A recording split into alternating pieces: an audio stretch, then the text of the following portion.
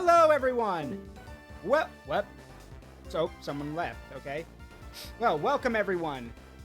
Sorry, I'm still setting up a few last-minute things, but yes, welcome to the Forest of Memories. I'm Zaruk Windcaller, your guardian, your high remembrancer, your arbiter, and I'm joined by some friends today. I will be joined by Iyzeekiil, by Mike, and by Noodle. Don't know where Noodle went. I think they dropped out of the call. But with that said, I'll go ahead and get them back in here. Hey, what happened to Noodle? Oh, he Noodle just had to left. go. He just had to go. Oh, okay. Yep. All right. Well, if you come, Also, I have my I'm sailor luckily outfit. muted Is at that the same okay? time as Noodle was talking about it. yeah. Well, yeah, I didn't hear any of it though because I was setting up. Anyway, I have Yeah, I no, yes. have as I my said. I have my sailor outfit. Is that okay? Yeah, that's fine. But yeah, if you two would like to introduce yourselves, go ahead. Hello there. It's your Eldritch Cat. I'm Ezekiel. I am an artist, a friend, Pokemon fan, and I look pretty. And I am. Oh, wait. I forgot to change my skin suit. Hello there. My name is Iyzeekiil, but you can call me Mike. And. Hi. Yeah, Mike is That's the it. one, and Mike is the one who, as y'all know, drew the title card and designed and drew Morganna's gift, basically. So, trying to remember what's that called? Damn it, Chris, where the hell are we? Hang on, let me check my map. I'm lost.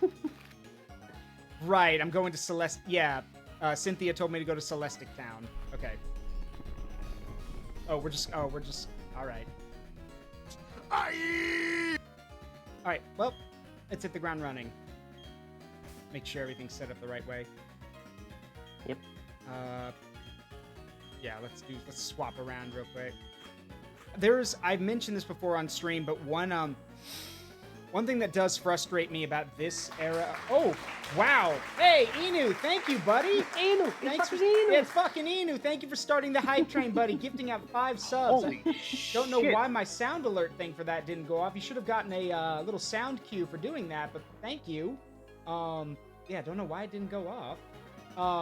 But it means a lot, buddy. Thank you so much. Actually, that's a good point. Let me check my sound alert. That should have gone off. You should have In the gotten meantime, if the sound cue wasn't there, I'm just gonna make my own. But thank you very much. Thanks to Inu. Yeah, we are at 50% of a level 2 hype train. Thank y'all very much. It means a lot.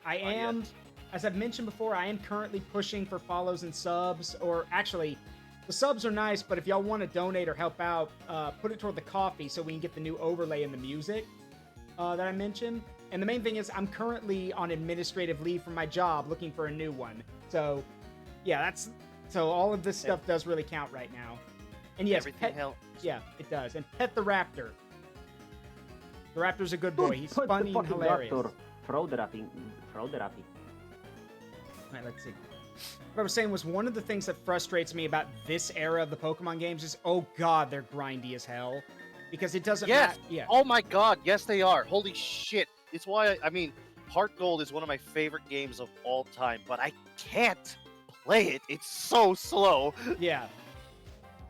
And like the problem Or with- rather, I can't play without speeding it up. Also, sorry to interrupt. Go ahead. No, go ahead. The problem I have is that, look, we're on our way to Celestic Town. I've fought every battle we've come across, and the highest Pokemon level I have is 32. Now, granted, I'm spreading out the levels, of course, because that's what you're supposed to do. But to put that into perspective, my highest level Pokemon is 32. These two trainers have level 36 Pokemon, which means that the gym leader that we fight next is probably going to have 38.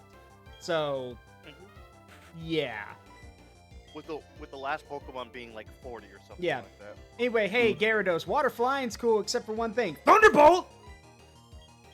I should probably switch out Staravia, though, because it works in reverse on me. Why? Yeah, there's a right through there. Yeah. I'm just reminded of that video where Dragonite corners Charizard and Gyarados after getting bullied its whole life. He's like, hey, water flying's cool, except for one thing. Thunderbolt! And then he electrocutes him. Yeah, I know. Yeah, we'll get that.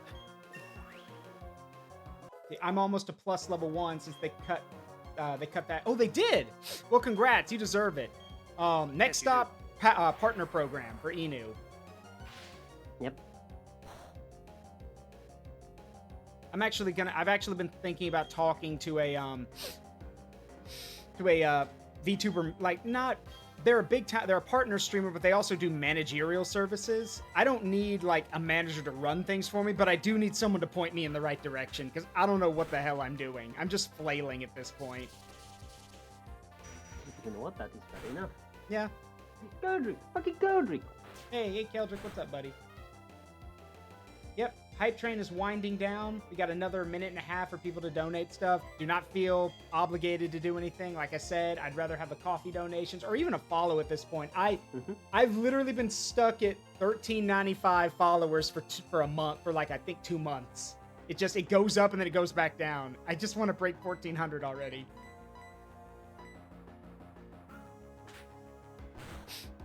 This Raichu proves it's already better than Lieutenant Surge's Raichu. It actually knows Quick Attack.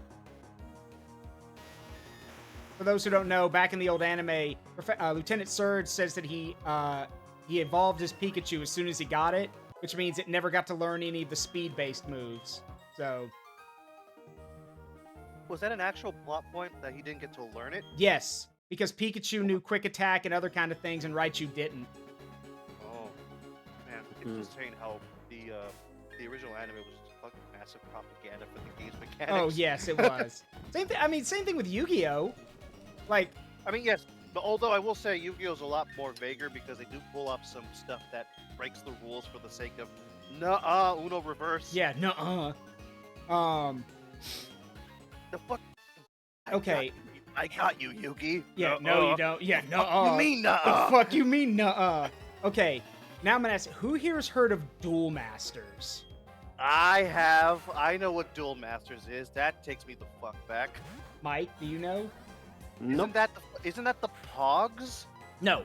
So, Duel Masters was basically Wizards of the Coast's attempt to get Magic to be popular in Asia, basically. Oh yeah, that's right. So, Duel Masters is basically Magic the Gathering, but with more of a Yu-Gi-Oh twist to it.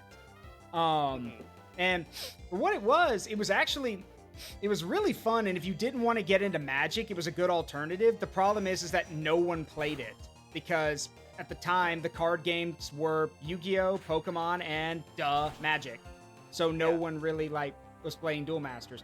And it was considered a failure in both accounts, because one, no one in the West was interested, because there were other card games already, and no one in Asia was interested because they literally saw it as a Yu-Gi-Oh! Ripoff, even though it wasn't. No. And you might be thinking, oh, that's just Wizards of the Coast's attempt to cash grab on Pokemon. No, here's the thing. They were already cash grabbing on Pokemon. They were the Western publisher of Pokemon. Yep. Before the Pokemon Company basically made their own subsidiary for everything, they relied on Wizards of the Coast to publish the original card game. Mm-hmm. Which is insane to me, the fact that, I mean, maybe they're making a little bit less money because a lot of it is going towards the licensing fees, but yeah, that's still a lot of money. Yeah.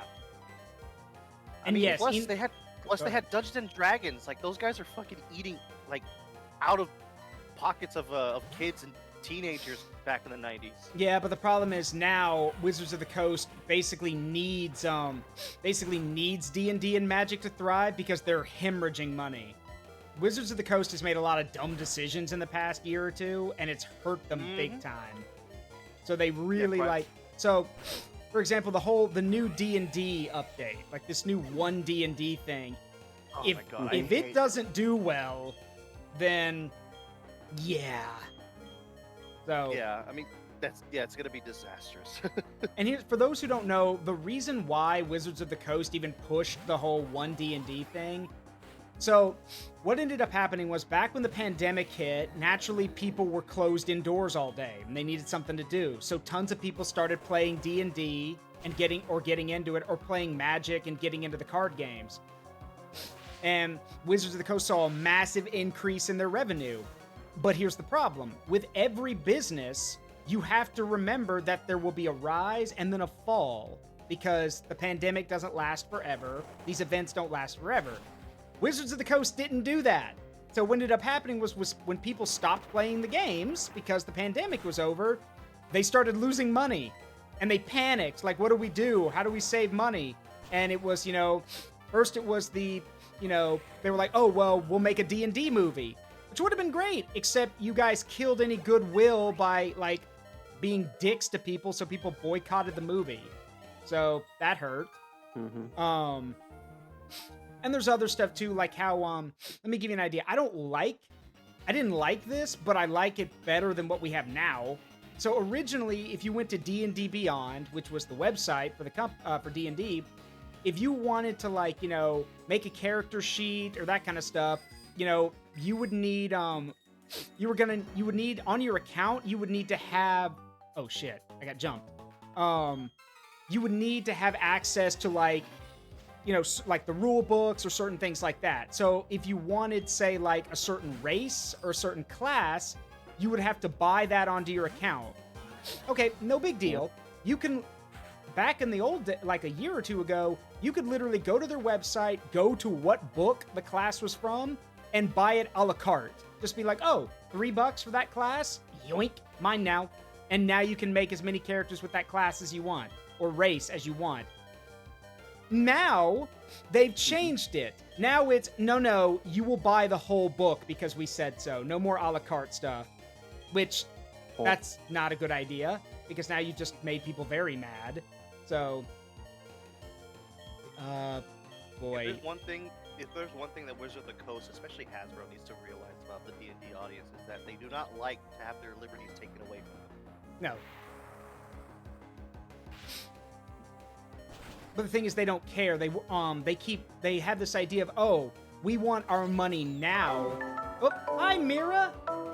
Hello, Mira. Thank you for the raid. Welcome, Raiders. How you doing? I'm Zeruk Windcaller. These are my friends, and we're playing Pokemon Platinum today. How you doing? But yeah, Iyzeekiil's right. Basically what's happened is that companies like that now, they want their money now. They don't want to wait for it. They don't want to take small amounts. They want it now. And unfortunately, that means, you know, in this weird twisted mindset, it's, oh, well, if we want our money now, let's just take away the ability of our players to make choices. So, yeah, now it's gone. Everything needs to be commodified. Say again? Everything needs to be commodified. Yeah. So. It's incredibly dumb and short-sighted, and these companies will only see that. Like, they always want to do the macro investment, invest everything now, and get returns immediately when it never works. That's not even how business works. Yeah, exactly. Everybody's just fucking betting on... It's like with AI right now. Everybody's betting on AI to just be this massive thing that just turns a profit now, when it hasn't turned a profit at all since it got revealed. Yeah. Yeah, pretty much. Macro? Yes, macro as in big. Yeah. And, like... So what's ended up happening is that, and the AI systems that are around, they're, we have seen them do some good in weird ways, like how Grok was created by a bunch of, like, right-wing leaning people to be, like, their mouthpiece, except Grok is not. Grok's actually middle of the road and basically answers questions and doesn't take sides. I actually asked the Grok AI a question yesterday. I was confused about something, and I was like, hey, Grok, I'm confused about this. I was like, is it this or that? And literally the AI was like, well, you're right and you're wrong, because part of what you're thinking is correct, but here's what actually happened. I'm like, oh, okay, that's pretty cool. But again, they're tools, not crutches. And so many companies want them to be that crutch, basically. Yeah, they want them to be a replacement for the middleman, aka the labor. Yeah, which it's never gonna work. Yep, and the funny thing is that even the AIs themselves have said we are not designed to replace the labor. Like, yeah, exactly. We're just here to augment. Yeah. And what's funny is that, as a joke, I actually asked the Grok AI months ago, I'm like, hey, if you were gonna take the place of anyone in a company, what place would you take? The first thing the AI said was that it didn't think it had the right to make that decision, but if it was allowed that right, it says, I want to take the CEO position because I'd actually do something.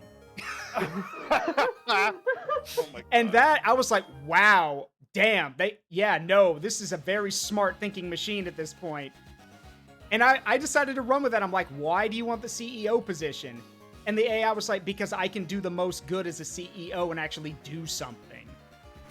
And I was like, okay, that's terrifying. It's funny, but it's hilariously terrifying that the AI is like, no, I want the job of the people who do nothing because I'll actually do something. Also, This specific patch of road, I have been to many times in grinding for hatching eggs. Mm-hmm. Every single Pokemon game has like that spot where it's the best to hatch eggs. Like, Mm-hmm. I think the most notable one is Pokemon X and Y with Lumino City. Yep. Specifically the tower. I'm running back to town because I need to use the Pokemon Center. I'm out of healing items and I'm not risking it. I literally saw someone in my college hatch a bunch of eggs by putting a fucking dime underneath their circular pad for their 3DS. Yeah. I mean, when that I don't remember which one it is, but when the when one of like the it was on PS3, it was one of the Hey, Daddy Trash Toast, thank you for the follow. Welcome to the Forest of Memories. Please make yourself at home. I don't remember which Naruto game it was. It was one of the ones on the PS3 where it was like you got to go through like the entire first major arc of Naruto or whatever. I remember that one of the things you had to do might have been the second and third arc too. I don't remember. But one of the things you could do is that one of the challenges or like the things you had to do was walk a number of steps. And me being this high school kid who didn't have that kind of time, literally looked at the controller, looked at the requirements, and I was like, I got an idea. So literally that night when I had to go to bed, I literally just put the controller up against the counter and the wall, pushing it forward, so Naruto would just run into a wall over and over for over 8 hours. And it counted. So, yes, Ultimate Ninja Storm, thank you. Yeah. And so when I came back, I got the objective, and I'm like, well, that was easy. Remember, everyone, works as the cloaker from Payday says, work smarter, not harder. I was about to say, work smarter, not harder. Yeah. In a similar vein to that, in regards to the people who are currently complaining on Helldivers, now go to the forums and cry like the little bitch you are. I'm sorry, that will still be one of my favorite lines from a video game. Go to the forums and cry like the little bitch you are. Because, fun fact for those who don't know, I believe Almir Listo himself, the owner of the company that makes Payday, I'm pretty sure he voices the Cloaker. So that's him taking out his frustration on the players. Speaking of taking frustration on the players, did you see that Randy Pitchford had to walk back his statement being like, listen, I didn't mean it like that. Oh like, yeah, what did he say again? If you're a fan, you can afford the $80 game. Oh yeah, that. Yeah, basically a concerned fan asked him at a convention, like, if what do you say about the prospect of Borderlands 4 possibly being $80? And he said true fans would be able to afford it. Oh my god, you idiot. And surprise, surprise, nobody liked that. I mean, it's Randy Pitchford, of course they don't like Yeah, it. or as one of my favorite YouTubers calls him, this YouTuber in question is Trav Guy, and as he put it, he goes like, I know this guy's been in, has a lot of has done a lot of heinous things, and it's a lot of questionable things attached to him, so for the foreseeable future, I'm gonna use a bunch of words related to grease to describe him, because of how sleazy and greasy he is. So I have adopted the name Gungo Grease Man for him. Oh my god. So that's what I call Randy finally. Pitchford, is Gungo Grease Man. Finally, something for my bearings. Hey, Rugal, what's up? And yeah, if Inu's here and wants the big, likes macro, well, that's what the Grow Morganna button's for. Just be careful. Like, the last time that happened, I had a sudden fear that she'd literally just, as great as it would be to be carried all over the Sinnoh region, like, I'd rather be able to actually take on the League and the gym leaders, so let's not terrify everyone. And yes, Randy, I don't know how Randy Pitchford, who is such a questionable individual, because he's done a lot of horrible shit. I don't know how he got the CEO job, but he did. I don't know either. I think it's because he didn't he found or co-found Something like Gearbox? that. Something like that, yeah. Also, fun fact for the two of you, you know how I remember that fighting types are weak against flying types? How do you remember? You ever tried to punch a Don't you think bird? You ever tried to punch a bird? No. That's literally the best way to remember it, is have you ever tried to punch a bird? That is really funny. And I mean, most of them make sense, like, mind over matter. So, brains over brawn. Psychic beats fighting. Ice beats ground. It's that weird permacrete thing where ice seeps into the ground and then breaks it up. Or, yeah, have you ever tried to punch a bird? Speed.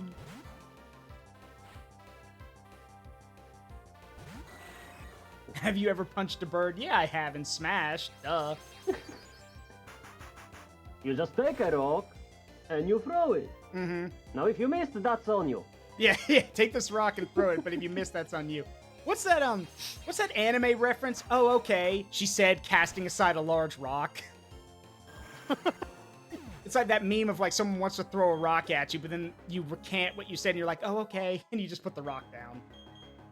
Also, Randy had a bunch of contacts with 3D Realms and id with a. I mean, yeah, because he worked on he worked at 3D Realms and worked on the Half-Life stuff.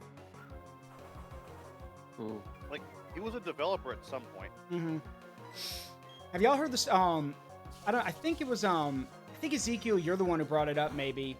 To me anyway. Have y'all heard about how the reason Sega hasn't been using a lot of their other IPs is the current head of Sega is a Yakuza fanboy and doesn't give a shit about the other IPs and just keeps pushing Yakuza? That's incredibly untrue. Oh, it is? Yes, because first of all, that's not the CEO. He is the creative chief officer. That is not the CEO. Okay, so CCO. Yeah, and also, no, that is not entirely true at all. Okay, then what's the full context? The full context is that the guy that made that hates Yakuza and is jealous that it's a success. I mean, look, I'm not the biggest Yakuza fan, but I do admire what the series has done and how cool it is. Though I do wish that Sega, I keep thinking, I'm like, Sega, you have other IPs. Can we put some attention on those too? Because Sonic Frontiers was amazing. And is a good step in the right direction for what Sonic should become. So, I don't know. Yeah, but we are. Like, remember, this year we're going to get more details on the next Jet Set Radio, the next Crazy Taxi, and the next Streets of Rage. Mm-hmm. And also, on top of that, if it wasn't for Yakuza, Virtua Fighter would not be coming back. That's true. That is true. I mean, you need to realize that the sky is falling. Cows are falling from the sky. Pigs are flying.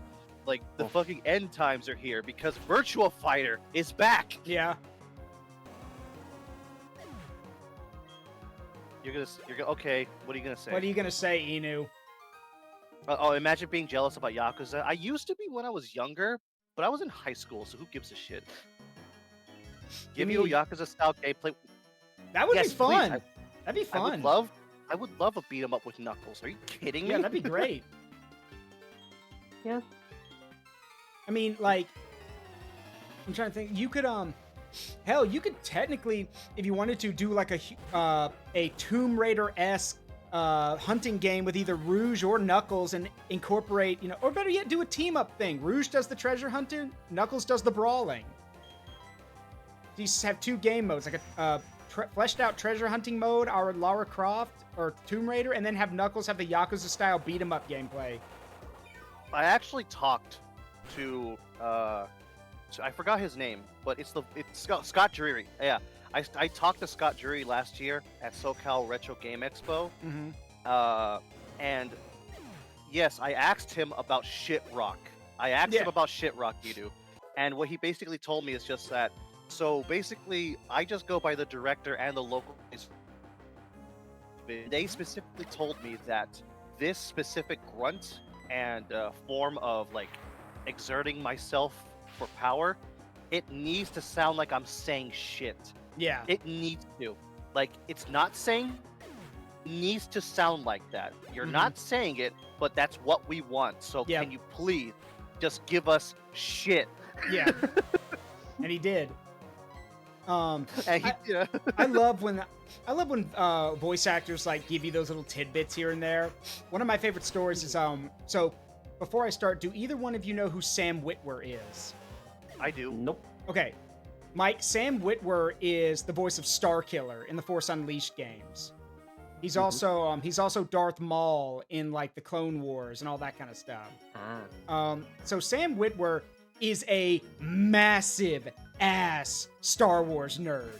He is so much of a nerd that he has corrected George Lucas and Dave Filoni to their faces and gotten respect for it. Yeah. Now, but the thing about him is how he got the job as Starkiller. That's what's cool to me. So people have asked him before, and he mentioned that the thing that got him the job was when they called him in to do like the facial capture work. They basically wanted to do one scene, and it's the scene where Starkiller's putting his lightsaber together and then gets ambushed by Vader to talk to him. What happens is that he says we did the scene about 5 or 6 times, and every time, the conversation is the same, all that stuff's the same. But every time we did the meditation, I squinted, I grunted, I, contorted my face in like pain and frustration. And they asked me, they're like, hey, every time we've done this, why are you doing the meditation like that? That doesn't make any sense. To which he told them, he doesn't know how to meditate. He was trained by, he was trained by Darth Vader. He doesn't know how to meditate. He doesn't have inner peace. Because the dark side teaches you that the Force is yours to control. You don't, it doesn't move through you. You control it, so you force the pieces together. You force the Force to bend to your will. And right at that moment, it turns out the director for the game was in there and was like, nope, give him the job. He gets it. He's got it. We want him. So, in a similar vein, a very similar vein, I love this story. Back in college, I got the opportunity to interview 2 men for a college project I was doing. The project was called it was my own choice. It was called The Voices You Know. And it was basically about voice actors being in other forms of media that you may not suspect, and voices that we might recognize. So, for example, the first man I interviewed was Robert Clotworthy, aka the voice of Jim Raynor from StarCraft, like the main man himself from StarCraft. He's also done radio work. He was also the voice of Iyzeekiil, you might know this. What's the name of the guy who runs a restaurant in Tekken? It's the Asian guy. Law? Yeah, Law. So, and yes, he's also he's the current voice of the Black Knight in Fire Emblem, correct. But yeah, he voices Law in like Tekken 5 or 6, where Law had an English voice. He does the voice for that. And yes, as Rugal pointed out, he's the voice of the Black Knight in Fire Emblem. Will you survive? That one. Now, I interviewed Robert and got to talk to him, and this is where it gets really cool. So, after StarCraft 1 and how successful it was, Blizzard came to Robert and a lot of the voice actors from the original StarCraft and basically told them, hey, thank y'all for your service with this. Y'all did a great job. However, StarCraft 2 is going to have a way bigger budget, and we're looking to get, more, more recognizable voices, maybe some celebrities. So, y'all need to leave. And they fired all of them, basically.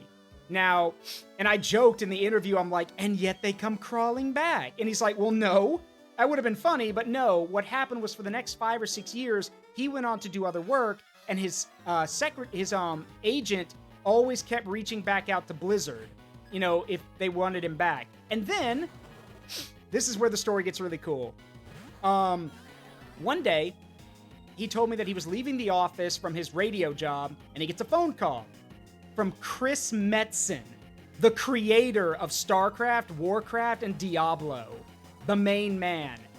And Chris had worked on the first game. And so he calls, he's like, Robert, I know you're busy with other stuff. Can you come in and do some line reading? Because I want people to hear what Raynor sounded like in the first game so we can find someone, similar to him for the second game. So Robert says yes, goes in and, goes into the booth, does a little recording here and there, and it's a one-way piece of glass, so they can see him, he can't see them. He reads a few lines, does a few things.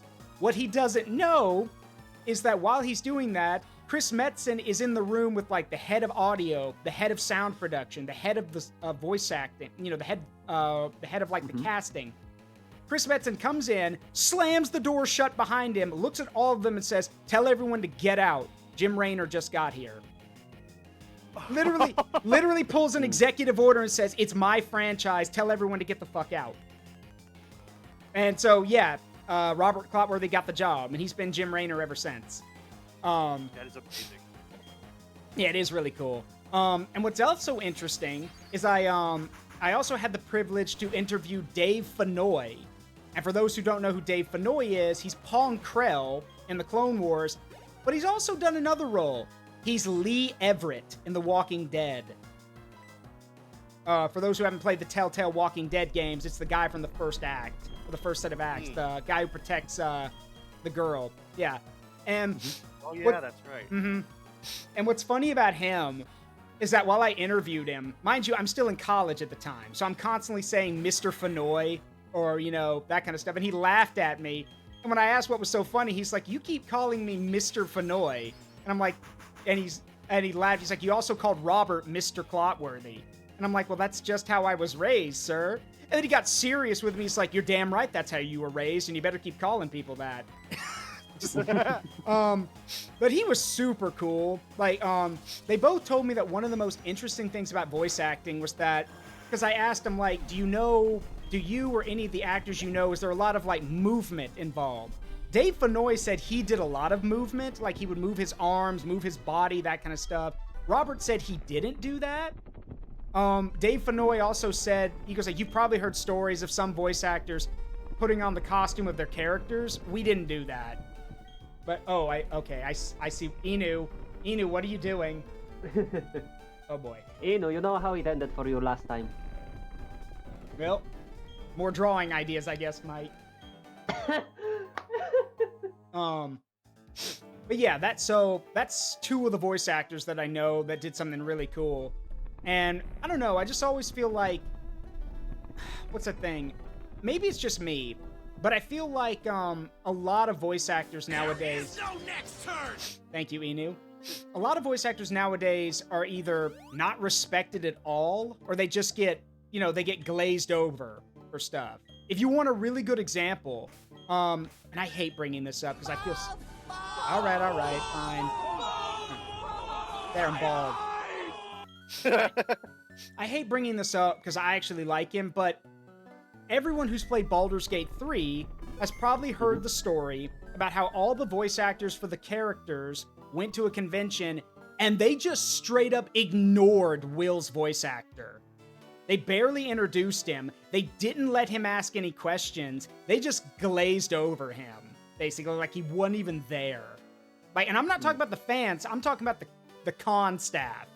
Like, they just ignored him. Most of the questions went to, like, Asterian's voice actor, Karlach's voice actor, the ones people recognize. And I don't know, that irritates me because, look, I get it. I know a lot of people found Will boring, but, like, that's still a voice actor. You need to show respect to the person who did the role, So, I don't know. It's just, it feels odd to just, be like, oh, he doesn't exist because nobody liked him. Wow. That's Jesus. Yeah. Fuck.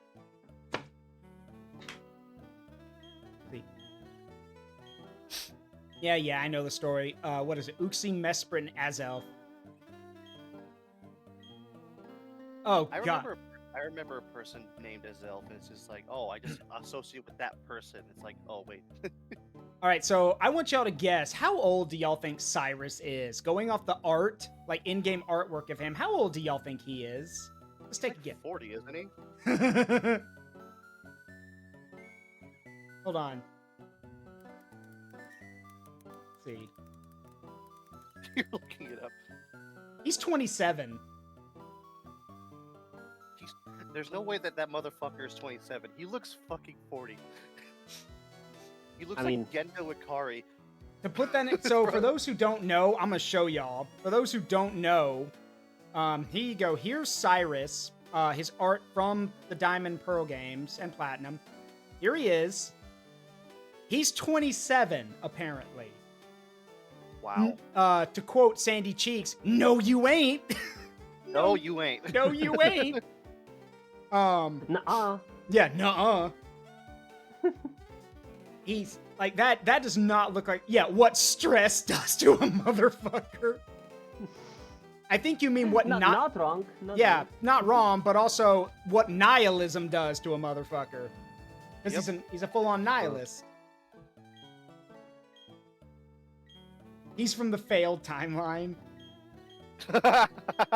Here's the thing I don't understand. Like maybe it's because I don't understand. Well, yeah, it's probably because I don't understand it fully. But like, if nihilists really believe that nothing matters or that nothing is worthwhile or any of that stuff is important, then why bother acting at all? Like in this case, if he really believes nothing matters, why is he trying to do all this? If you literally think nothing matters and like it leads to nothing, then why bother trying to change anything? Like one of my friends put it best. Dark, but he was I get what he meant. Because I asked him the same question. He's like, are you telling me that you'd be the kind of guy to look Cyrus right in the eye after he told you all this and be like, what, you should just kill yourself now and add a thunderbolt for dramatic effect? Because like, I don't know. I don't understand nihilism. That seems pointless to me. The whole thing of like nothing matters, why am I here? That's for you to decide. And if you don't want to decide, then don't do anything. Stop making life miserable for everyone else, I guess. Yeah, exactly. I mean, if you think about it, nothing matters. But I still can enjoy what's going on. Yeah. But the thing is, his mindset is nothing matters, but I still, like, so it doesn't matter what I do, but I still want to change everything. Okay, then apparently something does matter. So where's your mindset on this? You know? Oh, that was a bad idea. Damn it.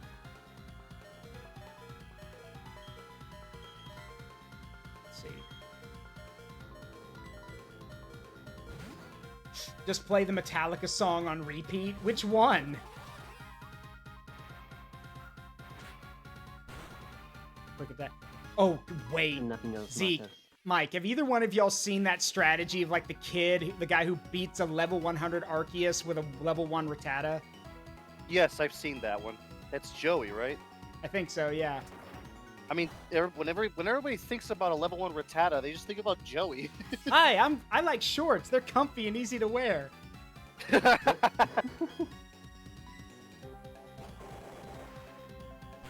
likes short shorts? I like short shorts. They're comfy and easy to wear. Oh, come on, you asshole. Look, I know it's, I know it's crazy coming from me, but using items is bullshit. Fuck you, Gordon Freeman. I hope you get hit by a fucking train. Have you seen that video? Which one?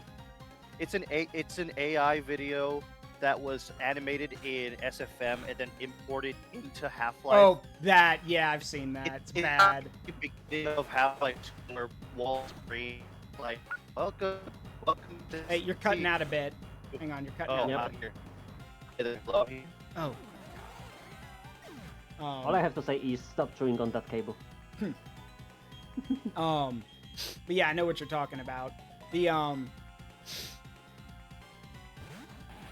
Yeah, and like every time I hear that, every time nowadays, whenever I think of any Half-Life related stuff, I'm either gonna think of Trav Guy's playthrough of Half-Life 1, or I'm gonna think of Lythero's video, yeah, you thought.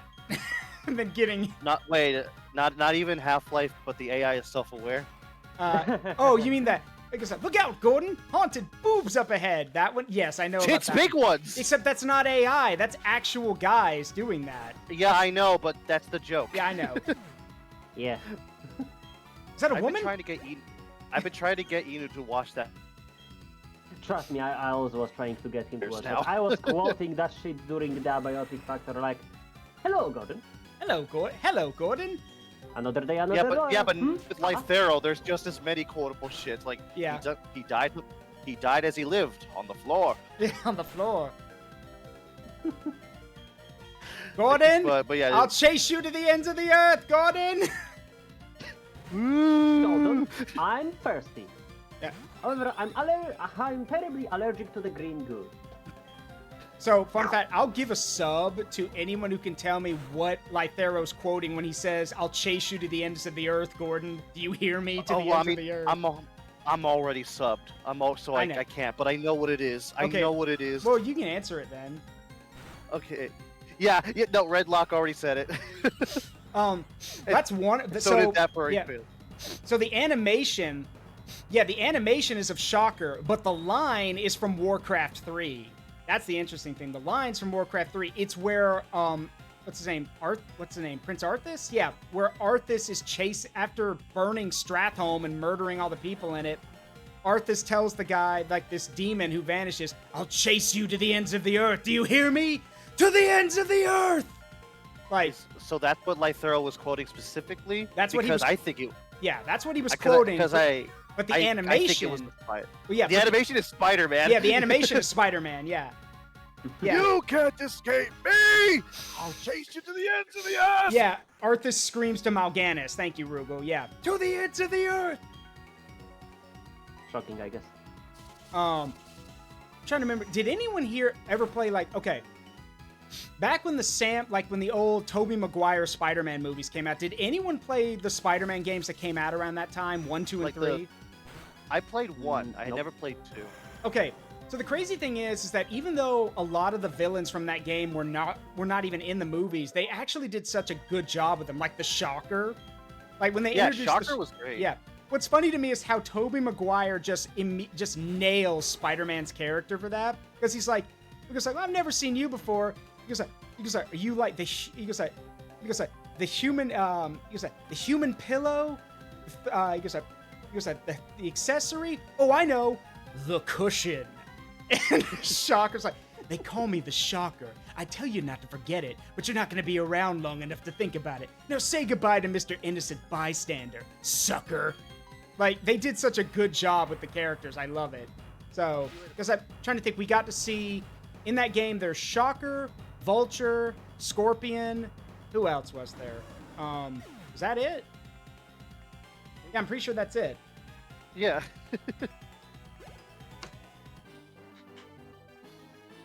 And of course, Uncle Ben's Killer and the Green Goblin, but duh.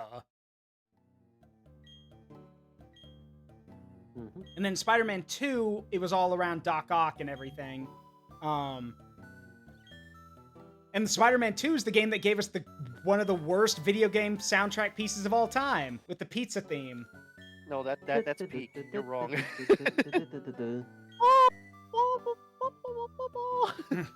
God, it was, I remember that hurt my brother's head, my brother and I's head so much in that game. Ow. Oh. Actually, was it Spider-Man 2 or 3 that had Mysterio in it? Because Mysterio does make an appearance in one of those games. In terms of games, you're really robotic, Iyzeekiil. Sorry. I know the cables taste like spaghetti, but come on, man. I'm pretty sure it was 3, now that I think about it, where Mysterio makes an appearance. The only thing I know about 3 is, somebody please help. Oh yeah, I'm going to die. I'm going to die. Yeah, the quick time events that nobody liked. Yeah. But everybody failed at because failing them was just way too fucking funny. Yeah. Yeah.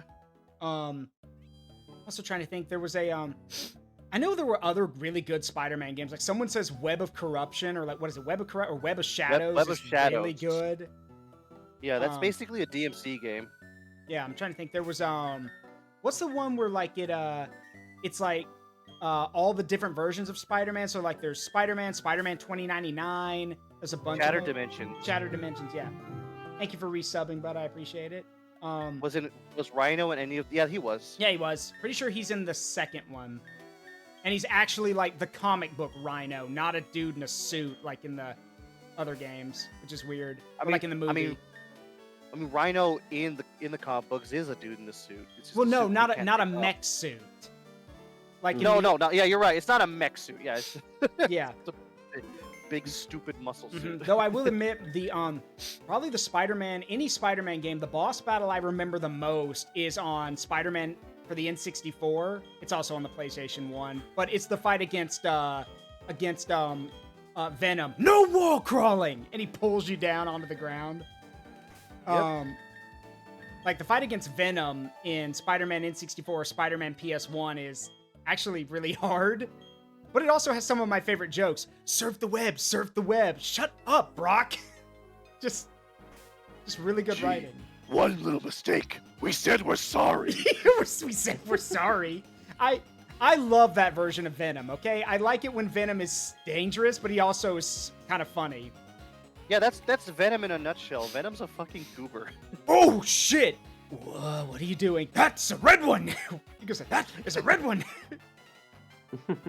I really need you to help me here. I will let you eat everybody! Promise! I promise!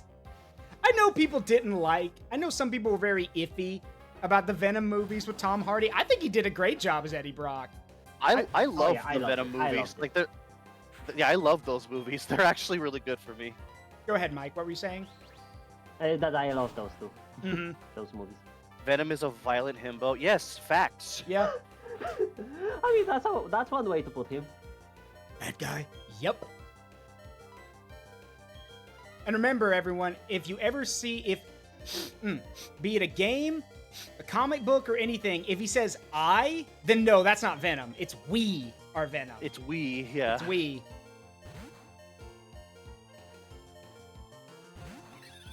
Eddie.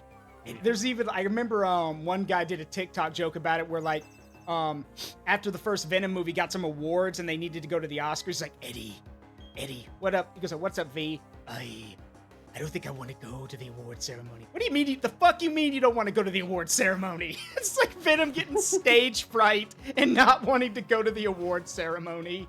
I don't look pretty enough.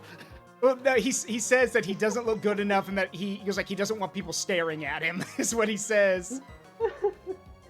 And the whole time he's like, you have people staring at you all the time. We're a massive 8-foot-tall monster. Okay, now that's just hurtful. That's a turd, like a turd. It's wind. I don't know. It's just, yeah, I'm trying to think. And then of course, I would be a fool not to point out the Moon Knight series, which is really good. I'm hoping it gets a second season. I mean, Moon Knight's gonna be in Avengers Doomsday, so yeah, we'll see. And what's also funny to me is I love when the writers or whoever's handling that kind of stuff is aware of the memes involving Moon Knight, because for those who don't know, in Marvel Rivals, Moon Knight references his memes, which is great. So that blood-sucking nerd just owes me money. Yeah, that blood-sucking nerd owes me big. Oh, by the way, big in change of $5. According to the meme, Dracula owes Moon Knight $5. I know, I know you're here, Dracula, you big fucking nerd. Where's my money? And then he literally throws Kid Dracula into a hole and starts filling it with holy water to kill. Thinking he's Dracula.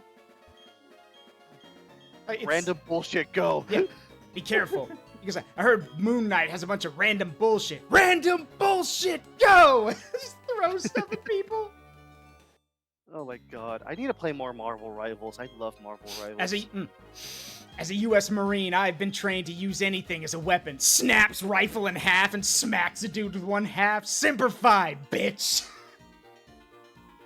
Just, trying to think of some of the other funny things. Oh yeah, when like Venom's looming over him, why do I hear Eminem all of a sudden? Venom! Yeah. I mean, and that's the thing, people forget, like, they even make a joke about Tiamat, like the hippo god from Egyptian myth. Because Thor asks Moon Knight, about Khonshu, and he goes like, Khonshu's not exactly the best guy to get along with. Ah, yes, I am familiar with him, though personally, I prefer Tiamat. Yeah, she's great. He's like, but no one would take me seriously if I went around beating up people in a hippo costume. So, it's also cool because I don't think people really understand, with Moon Knight being related to Egyptian myth, that means you can do so much crazy shit with him. Because Egyptian mythology is absolutely bonkers. That it is. It's bonkers. And I wish, like, more people knew about it. Because I'm trying to think, what's the name of the antagonist? Like, the crocodile-headed god, Amet? Isn't that her name? Amet? or something. If Nile was here, she'd know. Pretty sure it's Amet. Because the only crocodile god I know from Egyptian myth is the one who represents the Nile River. Yes, Egyptian mythology has furry gods. Well, yeah. Yes. Anubis. Yeah, Anubis. Technically, both Ra. Ra. Yeah, Ra. Technically, Set. Yeah. That's actually one of the things a friend of mine joked about. He said if they ever continue writing American gods or something similar to it, I want the Egyptian deities in the modern day to know what furries are, and either they're on board with it or they're horrified by it. Let's be honest, they would be horrified.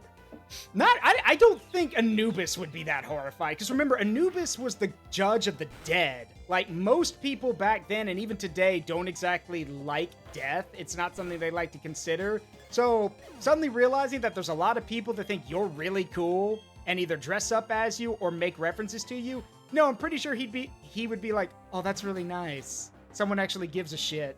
Okay. Counter-argument, fetish artists. I mean, have you seen what ancient Egyptian drawings were like? Also, have you heard the story about how they put Osiris back together? And drew it? Like, yeah, no, I think they'd be used to it. No, the ones you want to watch out for are the Greek gods. Most of them. Actually, all of them. Now that I think about it, all of them. Trying to think, there's a, oh gosh, I wish I could remember the name of it. There's a, it's either Percy Jackson or it's American Gods, where Lin-Manuel Miranda, the guy who created Hamilton, actually plays Hermes in the series. I think it was the Percy Jackson show that was on Netflix. And apparently that was garbage. I didn't know because I didn't read Percy Jackson growing up, so I don't know. Look, I got all my Greek mythology stuff from Age of Mythology, so... I'm just going to post Yeah, this. no, understandable. All right, we've got an ad starting soon, everybody. I'm making that post there. All right, I'm going to ask you both something. What is something that this is for both of you, what is something you really like or think is cool that you wish they would make a video game out of? I wish that they make more Star Fox games. Or what? Yes, I agree with you. I 100% agree. That is not a hot take. I wish there were more Star Fox games. Okay, in terms of something that I like that would be really good Daredevil, for sure. Yeah, I'd be cool with that. I'm just like, I know that Wolverine is like a really popular character, and Insomniac is going to do a bang-up job with their Wolverine game, but I don't give a shit. I want Daredevil. Daredevil deserves it. Are you kidding me? After their Spider-Man work and they don't immediately do something with Daredevil? Mm-hmm. You crazy? What about Daredevil. What about you, Mike? I'm thinking, the first thing that comes to mind is maybe something like a proper Iron Man game. Yeah, I could see that. A proper Iron Man game would be pretty cool, yeah. Yeah, I'd be down with that. I mean, the movie tie-in games were not bad, but they were shovelware. They were just decent shovelware at the end of the day. They weren't great. Some of them even less than that, like with Iron Man 2. Yeah, I'd be cool with an Iron Man game. In that same vein, I want a Superman game. Yes, you know what? Actually, no, I changed my answer. I want a proper Superman game because we have plenty of Marvel games, but we only have like fucking Batman. And the reason, the only time you can play a Superman in these games is like if he's a bad guy. Mm-hmm. Or in the Lego Batman games, Bruce, it's been 5 years. You still owe me $16. Fuck off. But yes, Superman. Definitely 1000% Superman. And I know the reason they keep saying, like, they can't do Superman is because he's too strong. And I like what Angry Joe said about that. He's like, maybe, but the whole point about being Superman is that you can't be everywhere at once. That's the challenge. How much can you get done, while you can't be everywhere at once? A Venom game? Dude, Red Mage, go play Spider-Man 2 right now. Yeah. Trying to think of some other things. I agree with Spider-Man game. I do agree that I agree with Iyzeekiil. I want another Star Fox game, but that's what Infinite Horizon is for. But we're not going to talk about that because I want to make sure it actually gets made. So we're not going to talk about that. Else the Nintendo ninjas will come after us. Yeah. Because that game, let me put it this way. here's what I've told people. I don't know many fan games that go out of their way to not only consult all of the lore related to a series, all of it, not just the games, but the comics, the extra stuff, all of that, all of it, and contact previous voice actors to come back and lend their talents to characters. And they're doing it all through a Patreon, basically, self-funded, and it's practically being headed up by or created by 1 to 5 people. That's what I actually asked this on the Ace Combat thing on the subreddit, the Ace Combat subreddit. I was like, who would be down with a Star Fox game that plays like Ace Combat? And everyone, all of them said, all these people, because Ace Combat fans can be pretty prickly, but all of them were like, yes, 100% yes. They would be on board with that. So, yeah. The problem is now, if you're gonna do a Star Fox game, they can't be linear anymore. You need open combat zones to fly around in, basically. You need to, ironically, build them like Ace Combat now for them to work. I mean, I don't really agree in that sense because it's like, yeah, sure, that could be a concept to evolve it, but at the same time, it's like, I don't know. Sometimes when you're trying to evolve a series, sometimes it doesn't really need that much because really I don't think that Star Fox needs to evolve as much as it needs to come back. Yeah. You know? It needs to exist. Well, I mean, they tried with Star Fox Zero, but that was just a remake of the original game, basically. And it would have been and everybody would have been just fine with it if it wasn't for the finicky fucking motion controls. That's true. Have you heard of Project? Literally, it would have been a great game if it wasn't for that. Also, Project what? No, Redlock's asking me, have you heard of Project Wingman? Of course I have. One of my bit redeems is literally Crimson 1. It's you can see it down there. One of my quotes, bit redeem says Crimson 1 on it. So yeah, also, I know about Project Wingman. I mean, I guess there's another argument for that considering the EX Zodiac exists. Yeah. Which I love EX Zodiac. I cannot wait for the next update. And so I'm trying to think. At this point, I think Nintendo with the Switch and the Switch, well, screw it, with the Switch 2 and everything, I think Nintendo is basically going to start, casting fishing nets out to see if they can, if some of their old series, find new ground, with the Donkey Kong game and stuff like that. If the Donkey Kong game is... Oh, go ahead. Donkey Kong will exist regardless because that's a core Nintendo franchise. Whether or not people think that it is, no, that's Miyamoto's baby. He'll exist regardless. It's the other games you need to pay attention to. Look, if Metroid can crawl its way out of obscurity to be popular again, then Star Fox can too. So I agree. It just needs a champion. It just needs somebody in Kyoto just being like, listen, we need Star Fox, please. But I mean, oh, go ahead. Sorry to interrupt. What were you saying? No, just go ahead. You were about to say something. You know what's actually, now that I think about it, what's something that I want to see? Lies of P, right? That that Soulsborne game that has that's basically almost like a fucking steampunk Pinocchio. Yeah. I want a game like that, but for Wizard of Oz, because the Ozian universe is so fascinating and dense, and people just know about it from the MGN movie. So kind of like what is it? American McGee's Alice games? Yeah, kind of like American McGee's Alice, but probably a little bit less dark. Yeah. Because I mean, actually, but then again, the Ozian universe is also pretty dark, but nowhere near as twisted as Alice. There was supposed to be a third one of those, right?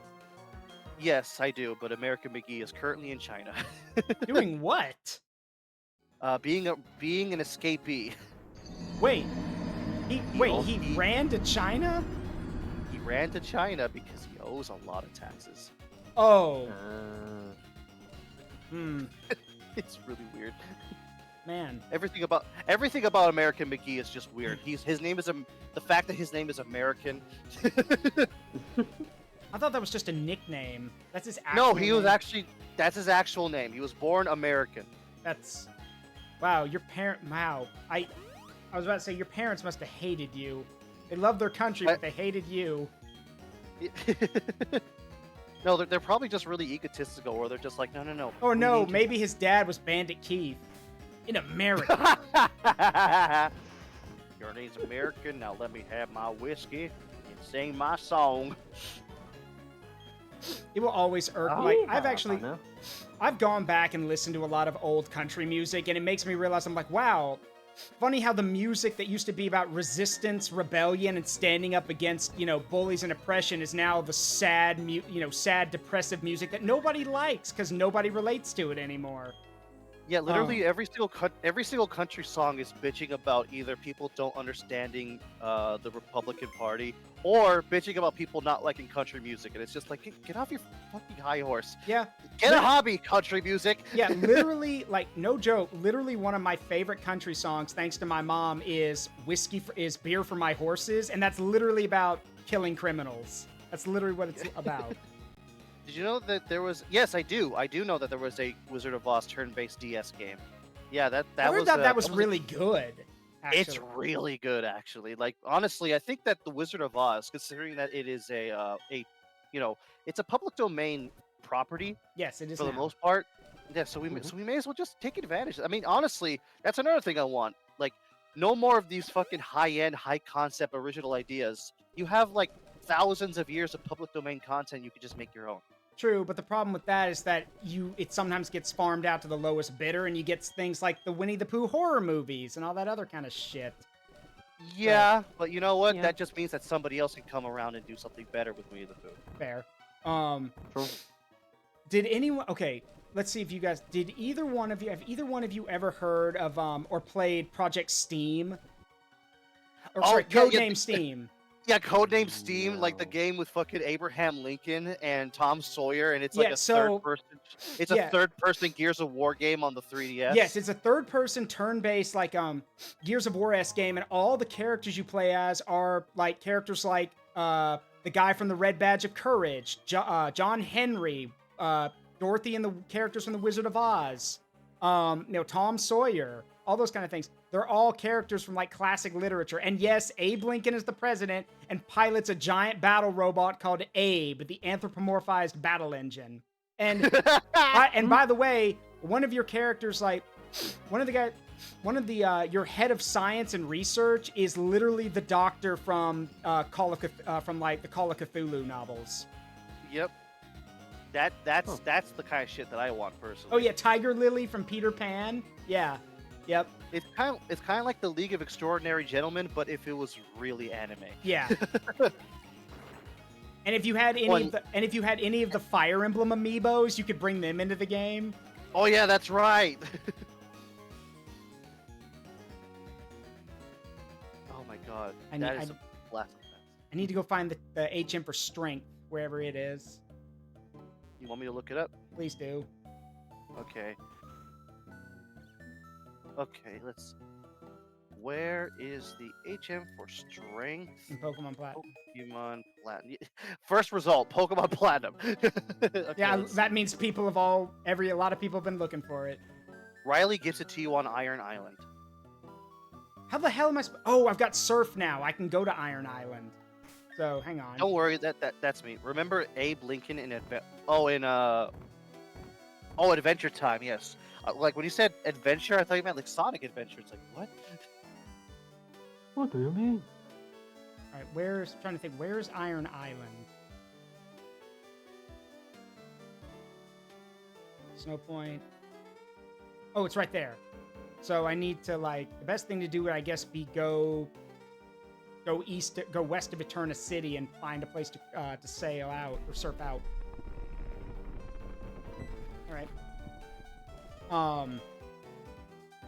Again, now it's like Iyzeekiil said. There's so much public domain stuff now that you're better off just looking at that and thinking, okay, what can we do with that?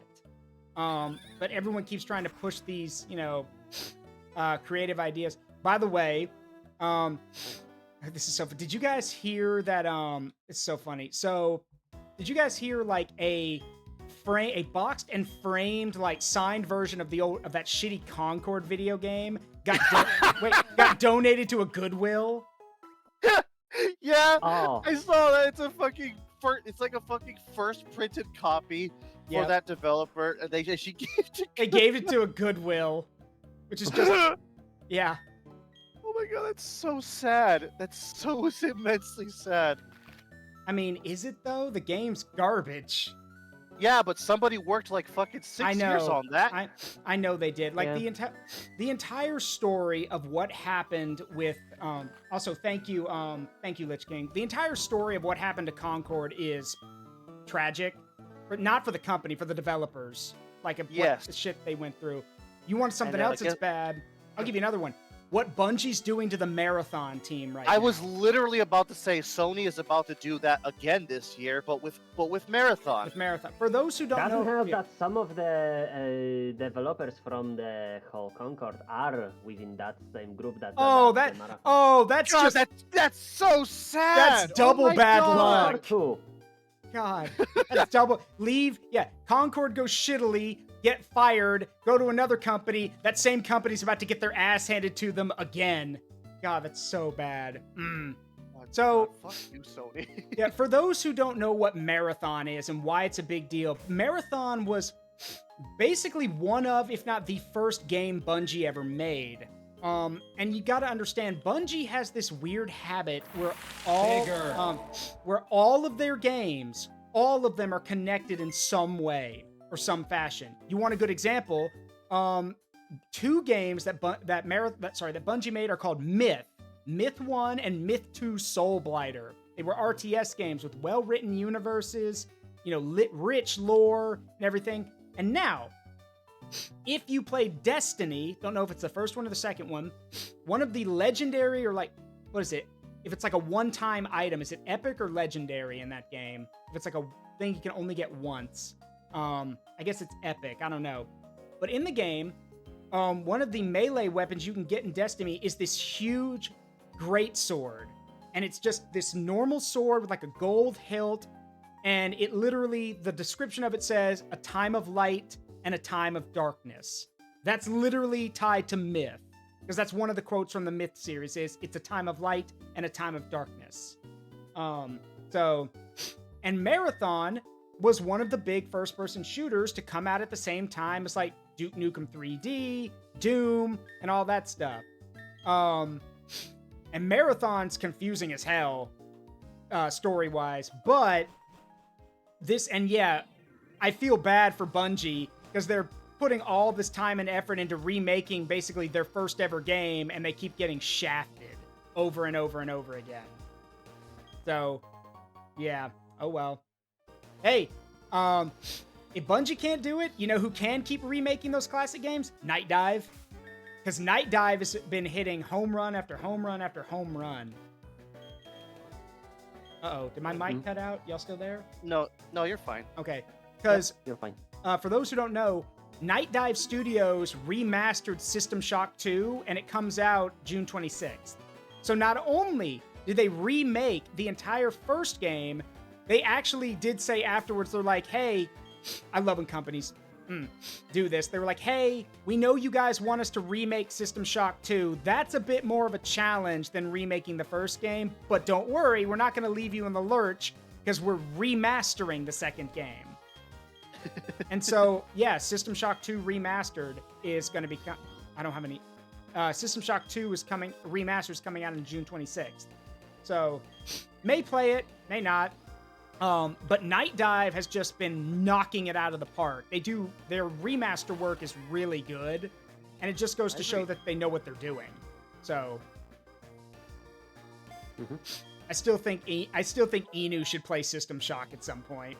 But then again, I'm afraid he'd get scared and just hide in a corner somewhere. Yeah, considering he's been playing BioShock, so makes sense. All right, hot take here. BioShock Infinite is garbage. Oh, I'm so glad that I'm not the only one that thinks that BioShock Infinite sucks. BioShock Infinite is garbage compared to the first two games. The first game is a masterpiece. The second game is... Oh, sorry, go ahead. It depends what you play it for. If it's for the horror aspect, it wasn't really for the horror. The whole thing wasn't for horror. It's a nice addition. No, I don't... But when it... Yeah, go on. I don't like the game because the story is garbage, first of all. Yeah, the story sucks ass. Yeah, the story sucks ass. And what really irks me is that... Here's the thing. The problem is with my biggest problem with System Shock 2 is that game makes me uncomfortable. And not in the this is scary, I don't want to be here way. No, it makes me uncomfortable in the way that it basically glorifies the racism and you can't do anything about it. Like, case in point, really good example, when I played Bioshock Infinite on my own time, the thing that immediately made me hate the game and not want to keep playing is in the game, when you get the option, everyone's probably heard about this scene. It's the scene where, like, you get a mixed racial couple, on the stage, and the guy gives you a baseball and says, oh, you get the first throw. So the game says you can either throw it at them, or you can throw it at the guy, running this game, basically. Now, naturally, because I'm a good person, and so is everyone else, you want to throw the baseball bat at that racist asshole who's doing this. But the game doesn't let you. The moment you try to do it, you're immediately outed, and the story continues. Which irritates me, because I'm like, okay, the cool thing about Bioshock 1 and 2 is that we got to make a choice in things. Our decisions, maybe not as much as people think, but our decisions had impact. We got to dictate what happened to the little sisters. We got to dictate how the story went. But in Bioshock Infinite, it's like, oh, you see all this horrible racism, all these horrible things, but we're not going to let you do anything about it. Tough shit, deal with it. Which I'm like, no, I don't want to deal with it. I'd rather burn this place to the ground. But, so that was my first problem. I'm like, you're spitting on the legacy of the first two games where we got to make a choice in things, even if it does make you uncomfortable. Second, yeah, I'm also extremely uncomfortable with the game because it's okay. There's nothing wrong with pointing out how messed up things were back then. That's fine. But the problem is, there's a difference between showing how messed up it was and then just straight up glorifying it, which is really what they do. They really like glorifying it. Just, they celebrate it a bit too much, shall we say. So there's that.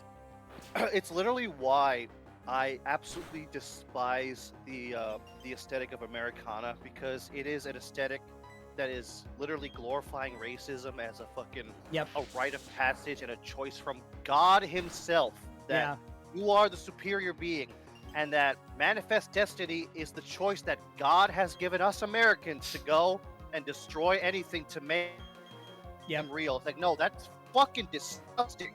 It is. And also, that's the other thing that frustrated me about the game. I'm a man of faith. I'll say it. I'm Christian. And so playing the game, I kept thinking, I'm like, this is not what the faith is about. This is like, you're basically taking all of the worst aspects. And again, that was intentional. But they take all the worst aspects of it, crank it to 11, and not once do they actually show any of the good that it actually does. There's no one in that city, that floating city, who tries to help one another. There's no one out there doing good things. Nobody cares. They're only in it for themselves. And I'm like, it's a really nihilistic viewpoint, man. Huh? It's a nihilistic viewpoint. It is. It's a very nihilistic viewpoint. And then the DLC happened. Yeah, the DLC is Yeah. Here's the thing. I know that when it comes to making stuff, sometimes people think there needs to be more of something. Okay, fair enough. Sometimes if you're not able to tell the whole story, maybe you'd like to, add on to it and finish some stuff. But not every story needs more. The fact is, the ending to Bioshock Infinite is a good ending. And it shows us, and it gives us a very clear-cut ending to how things should be. But then Burial at Sea happens, and it's like, yeah, but what if? And that's actually what one of my best friends said. He goes, this is not a DLC, this is a fan fiction that someone wrote, and they decided to make canon. So, and I don't like it. So, regardless, yeah, Bioshock Infinite is not, it's funny how everyone praised it when it came out, but looking back now, everyone's like, wow, this is not very good at all. So, I'm trying to think, what company made the Bioshock games? 2K. Irrational. If I remember. Irrational and 2K. Or Irrational. Yeah. Are they still around? Irrational's basically dead. Yep. I know 2K is still around, but yeah, Irrational's dead. Shame. And also the director of the game, director and co-writer of the game, doesn't understand quantum physics at all. No, of course not. Let me put it this way. Oh, go ahead. Sorry. This story doesn't make any fucking sense. No, and let's put it this way. If you ask someone what the most memorable scene from the BioShock series is, like all 3 games, everyone, and I mean everyone, is going to look you in the eye and say, "Would you kindly?" That's Yep. it. That's the most memorable scene. To this day, there are people who still, like, may have heard the phrase, but they didn't know how powerful it was. I saw Iron Mouse play through BioShock 1. She jokingly said, she's like, "I hear this all the time. What does it mean?" And then the moment she saw what it meant, she started freaking the hell out. Dude, she had an existential crisis over that. Yep. Powerful phrase. Would you kindly? Familiar phrase. Oh my god, I'll never forget that from Yeah. BioShock 1. As one of my friends said, he goes like, the moment a game looks you in the eye and basically says, "Hey, were you really in control of everything, or were you literally just doing it because someone told you to?" And then later Spec Ops: The Line would do the same thing, but bungle it as much as they did it right. So, Yep. Mm-hmm. and for those who haven't played Spec Ops: The Line, good game. Go play it. Yeah, go play it. Good game. Wonderful story and deep dive into psychological horror, but at the same time, it trips over itself as much as it, stands on its own 2 feet. It also tricked a lot of gamers into thinking that it was just another Call of Duty clone. Yeah, which it's not, and even the game tells you as much. The truth is, you're here because you want to be a hero, which I still remember. The game tells you to your face, you're here because you want to be a hero, and then on one of the loading screens it says, "Do you feel like a hero yet?" Like, because all modern shooters nowadays basically make you out to be the one-man army that can do no wrong, and is basically a super soldier. Spec Ops: The Line comes up, smacks you across the face, and says, "Hey, dumbass, how many people have you killed today?" Like, Yep. So, yeah. Look, it's why, hot take here, I'm probably gonna, I don't know if it's that hot of a take, but I'm still gonna say it anyway. I really think, things would be, I want a set of shooter games now that actively, like, remind you that, hey, this is not what real combat is like. Real combat is that if you fuck up, you die. If you're unlucky, you die. Plain and simple. Like, there is no, there is no regenerating health. There is no save point. If you die, you die. Plain and simple. That's how do you are you? Sorry, but I can't hear you. You're breaking up. Oh, hold on. Hello, you can hear me now? Yes, go ahead. Mm-hmm. I was saying, but no, the problem with that is, how do you recruit people into the army? Yeah, that's fair. Oh God, I don't know Yeah. if you two would know about this. Did you know that, did you actually know the U.S. Army contracted a company to actually make a video game that was basically a recruitment piece called America's Army? Yes, I Yeah. do know that. Yeah, game's Nope. garbage, by the way. It's garbage. Did you know, when I went to go see Thunderbolts, I saw a fucking commercial for, not even a joke, a fucking U.S. Army esports sector. I'm just Oh like, yeah, my they're God. doing that. Oh, Yeah, they Wow, are I doing hate that, and all of their hate it. all of their esport members are basically just tech heads who may game on the side. And apparently they've been getting their ass kicked by like everyone they go up against, basically. Because surprise, surprise, they're not professional level gamers. They're just guys who game for fun, and they're active or former soldiers, and you're putting them up against people who game for a living. So, Yeah, exactly. yeah, so no, they get their asses kicked, which doesn't look good for the military, because it shows that, like, yeah, your guys are getting their ass kicked by professional gamers. My absolute favorite thing whenever they post anything to their esports Twitter is, "Hey, U.S. Army, what's your favorite war crime?" Oh boy! oh no. Wow, we're just gonna push every button. Like, just All right. Unfortunately, I do have to go. It Gotta is go for almost work time. All Yeah, I right. gotta go to work. okay. Capitalism calls. Hi, he's All right, understandable. well, you have a good one, bud. Thanks for stopping by. Of course, and also don't forget you have surf. Yeah, I know. All right, talk to you later, bud. See you later. Goodbye. Gordon. Hello, Gordon. You're I'm trying to remember. You look like the character from One Shot. I don't remember their name. Yep, Nico. Yeah, Nico. And Nico makes an appearance in Indie Cross, so I know about that. I watched the post-credit scene. Got me like, oh yeah. Especially since I played that game. Yeah. Machine, I will cut you to... Wait, who the fuck are you? Cuphead. Get back here, you impudent bull!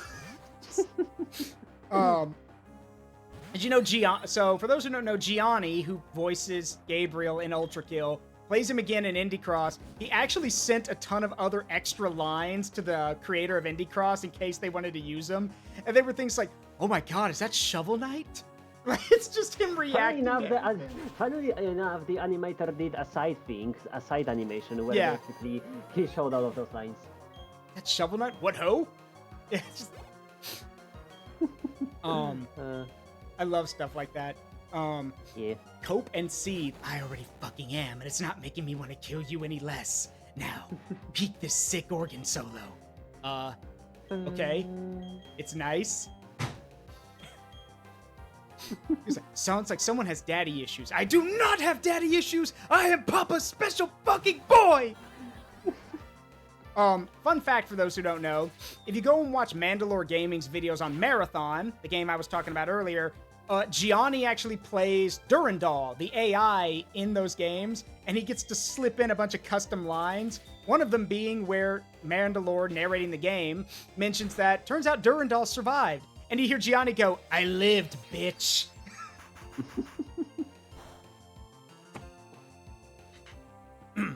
So, trying to think. He did, he's Gabriel from Ultrakill.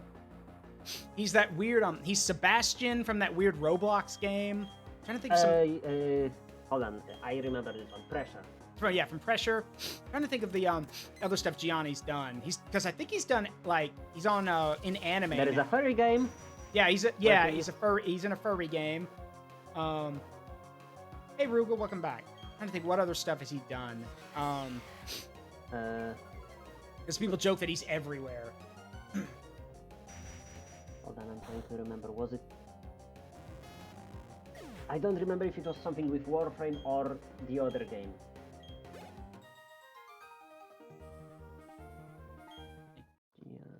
No problem, Rugal. I appreciate it.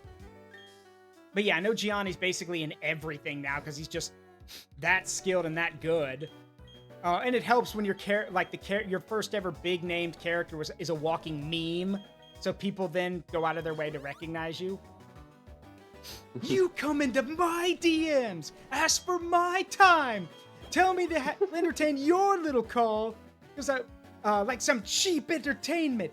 Because voice actors are charged for an hourly rate, Travis, and mine is $200. And you asked for a rush order today, so that'll double it. It'll be $400 for this little sadomasochism session. Oh, and by the way, try switching weapons from time to time to get your score up. It's disgusting the way you play.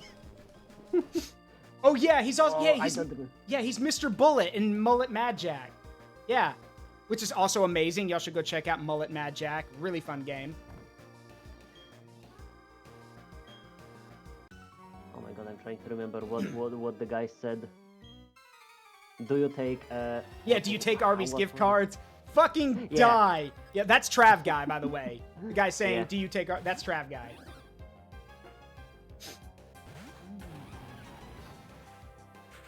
Like I'm some cheap tool for entertainment. And then he leaves the call and then comes back. Also, do a review on Super Mario Sunshine, bitch! And he hangs up again.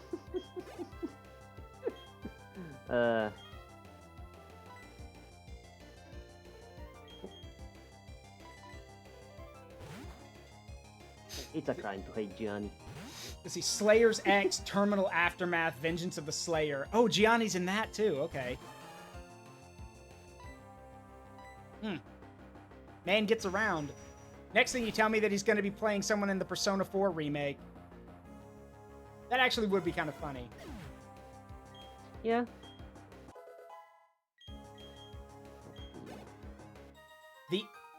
Oh, no! He's in that game, too? As a Hackblood... Really? That's Gianni? Huh. I only know about that because of Nitro Rad's video. Slayer's X... Yeah, Slayer's X. I did not know that he was in that. Huh. How about that? Wait, I just realized I need to switch the XP share around.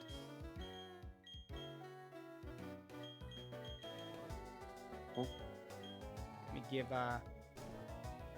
give the thing to our flying type here. There it is. Okay. There we go. Oh, please move. I'm on the way. Well, you look puzzled. I'm Professor Rowan's assistant and Dawn's father. Okay. Upgrading my Pokedex. Okay. You can now display images of I didn't know that. Oh, go ahead. Johnny also voiced the Satan from Anton Blast. Oh, okay. Huh. Huh. Man gets around.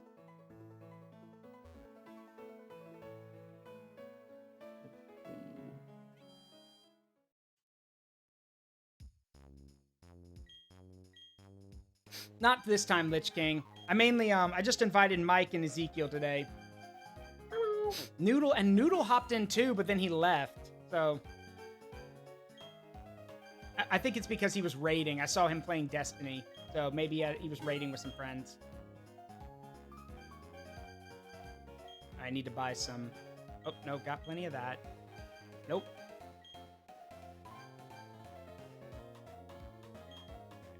Buy some of these because I want status healers just in case.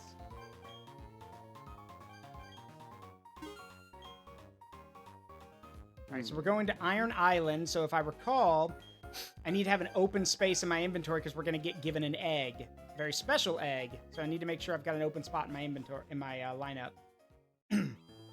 Yeah, I remembered well. He was in the Warframe as the Stalker. Okay. Gianni voiced the Doomslayer in Death Battle. Oh, yeah, he did. Well, just with the grunts and everything. Because the Doomslayer doesn't exactly talk. Well, okay, he does, but, like, usually it's one word. As one of my friends said, because he doesn't need to say anything else. Going to Iron... So, Voltage, you're going to be put in storage for now, mainly because your electric attacks aren't going to help us much against rock types. And we need to bring Dr. Doof because he's the HM slave.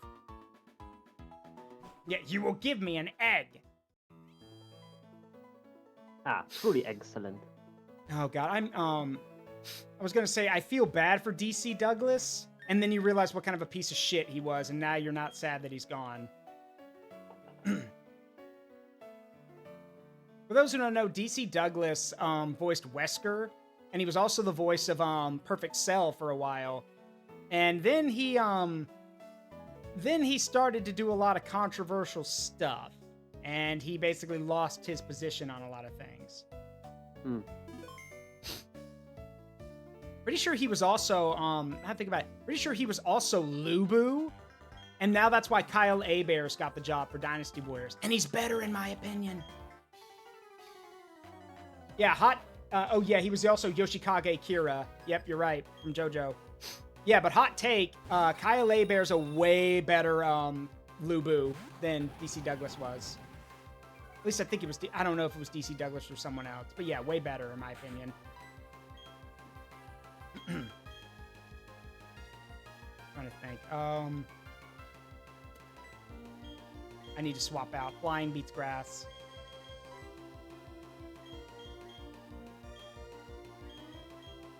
I known I was going to take on Barry. I would have kept Voltage on hand. Wait. Huh? Morganna, no Thunderbolt.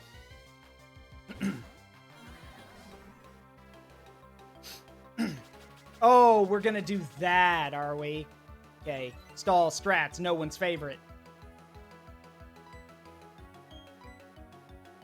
There we go. That's a hit. Get zapped, you stupid bird. What's that quote Badger says? Take this, you stupid fucking bug.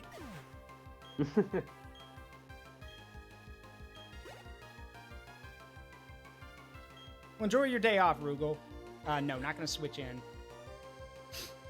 You fool, do you know what you've done? You've sent a water type up against a Pokemon that knows Thunderbolt. You fool. Now die for your ignorance. And that death ain't gonna come as a shock to anybody. Except for that Pokemon. Except for that Pokemon. Except for that one.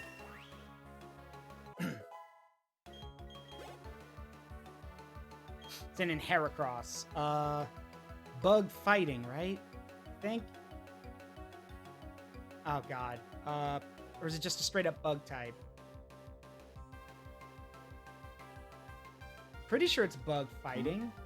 Yeah, it's bug fighting. Okay.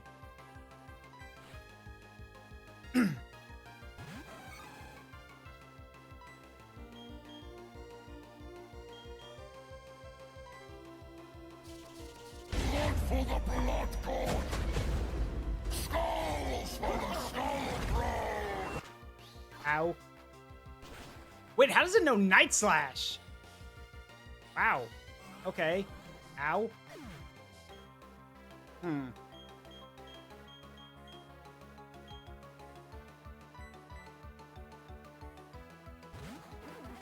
All you gotta do is just sharpen that horn. Yeah, let's see.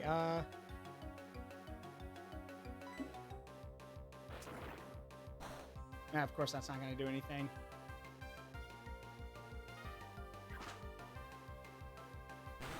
All right, this is just me being pedantic, but Brick Break should be using a fist icon, not a, not a karate chop thing, because if you're going to break bricks, I learned this in Taekwondo, you don't strike with with a palm, a palm like that, like a chop. You hit with your fist, because that's stronger and it punches through more stuff. You strike down with your fist.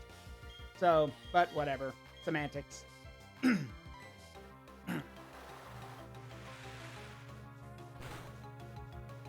Die, please. Oh, crap. Yeah, that's probably going to kill Bingle. Damn you, Barry. Yep. God damn you, you blonde bastard. God damn you. Nothing to worry. We're gonna get him next time. Yeah. Ah! Fighting doesn't work on birds.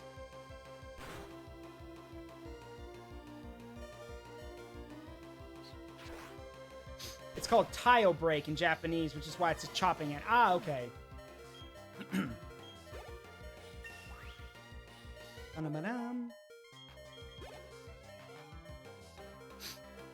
And send in Infernape. Well, no, I'm not going to switch because Staravia's going to take the hit so I can revive Bingle.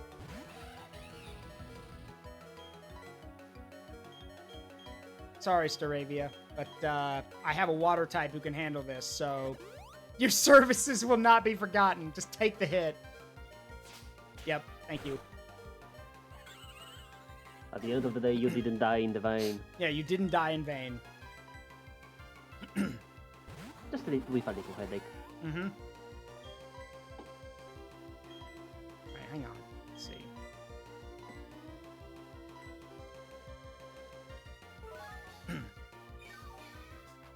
Yeah, Mortis. Not the Mortis. Mortis. Again with the Brick Break, for Pete's sake.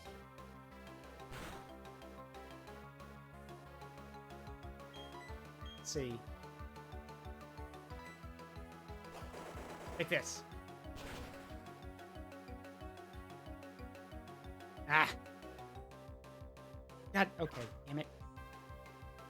Yeah, the monkey got hands. Yeah. And it's faster than me, of course it is. Ugh, excuse me.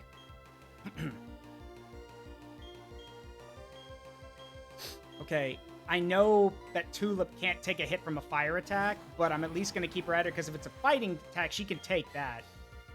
I need to get Bingle healed up again. Thank God this isn't a Nuzlocke. Oh, of course. Now you start using your fire moves. Oh, wow. What can I say? Wow.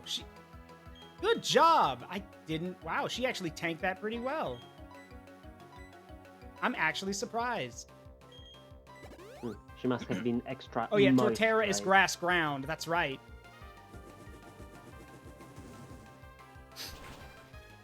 And very tanky, but not tanky enough to take 2 hits, especially from a crit. But that's okay, because Bingle's fully healed and ready to go. Alright, Bingle, it's all on you. Bingo, bongo. Take that.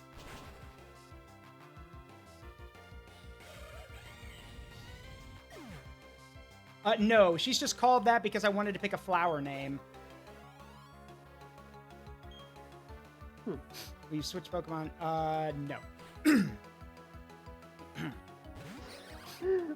Bingo! Crease his days. Yeah. Bingle, Bingle, sweetie, crease its J's. Because Bingle is a girl. Not the fucking J's! I'm creasing them, Batman. Look, I'm creasing my J's, Batman. No, Joker! Stop! You're creasing them! My lord, the crease has hit. Damn! Wow! That was all of my energy. Hang on. Trying to think.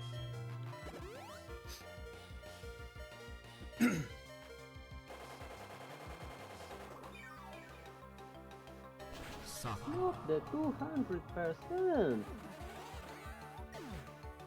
Alright, think. What can I do? Let's see. Roserade is a grass type. Pretty sure it doesn't have any moves that can do well against Morgana, so I can take a second to heal.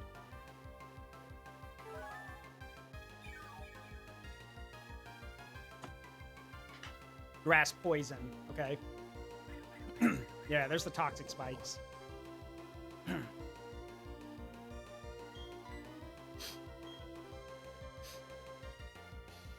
Oh, wait, that's a boy Roserade. Morgana, crush its nuts.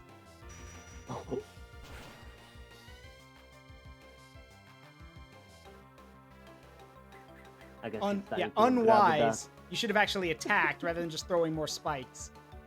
So I crushed one. I crushed one nut. Now for the other one.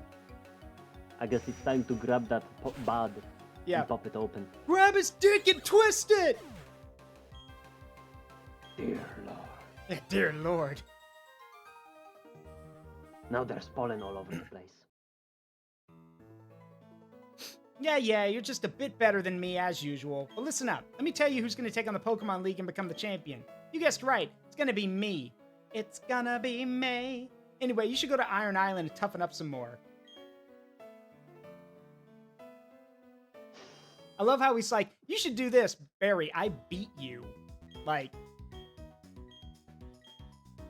trying to think, is there a Pokemon Center on Iron Island? If there's not, then we'll leave the spot empty. If there is, we're taking Voltage with us. Pretty sure there's not, so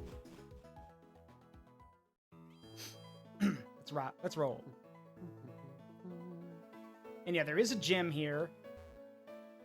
Byron, which I believe this is the 6th gym? Yes. Yes, it is. So, yeah, Byron. Hang on. So, yeah, Byron, I believe, uses ground-type Pokemon. Or, is it ground or steel? Because he's Rorik's dad. So, yeah, steel types, okay. Well, that sucks, because there's only 3 fire types you can get in this game. And, yeah. Trying to think, what beats steel back in this generation? Do you know, Mike? My only knowledge on Pokemon is Pixelmon and Cobblemon. Ah, okay. Steel is weak to fire, fighting, and ground. Okay, cool. Thank you, Lich King. Ooh, Well, thankfully- Ooh, well- that's good. That's good. The hands. Yeah, well, thankfully, Tulip knows Earthquake, which is definitely going to come in handy.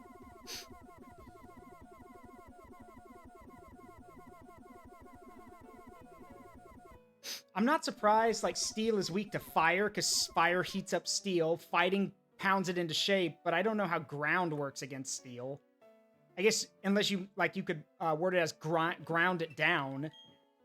So what you do is pick a big boulder Yeah. and then smack. Yeah. What's that? I threw a rock at him! It was a big rock. Rust, perhaps? Maybe, but rust is caused by oxidizing, so like exposure to water and air. So, meh. Anyway, I need to get to Iron Island, so...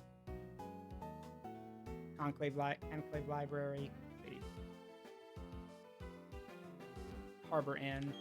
Doors shut, okay?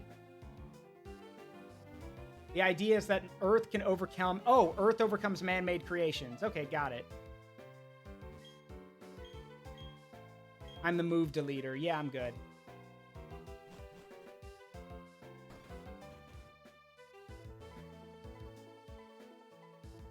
Actually, could someone look it up for me? What is the most powerful psychic type move of this generation? Is it psychic or is it something else? Wait. Yes, please. And away we go to Iron Island.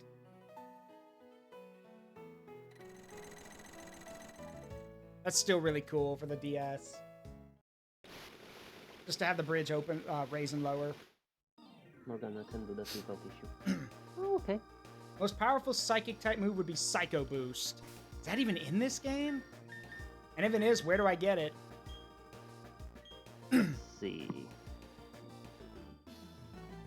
Pokemon Platinum.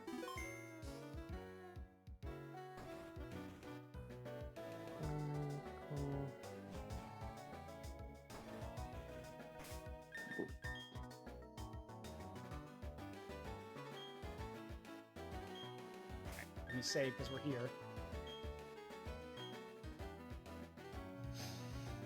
And I think, if I recall correctly, yeah, it's Iron Island. This is where we're going to meet one of the most dripped out dudes in Pokemon. Yeah, here he is. You are? Okay, you're Zaru. I'm Riley. I'm a trainer, and yes, it is a bit odd that I would be training here. But anyway, it's always nice to meet another trainer. Here's a gift. Got HMO 4, Strength.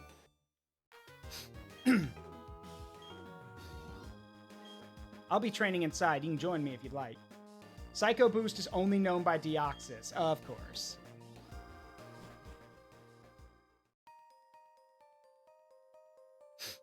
Psycho Crusher! Anyway, welcome to Iron Island.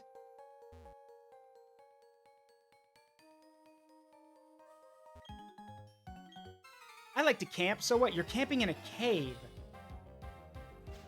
That's extremely unsafe.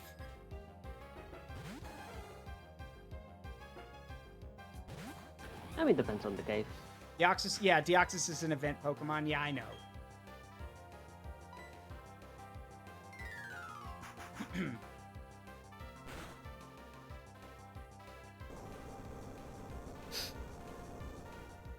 There's an earthquake for you.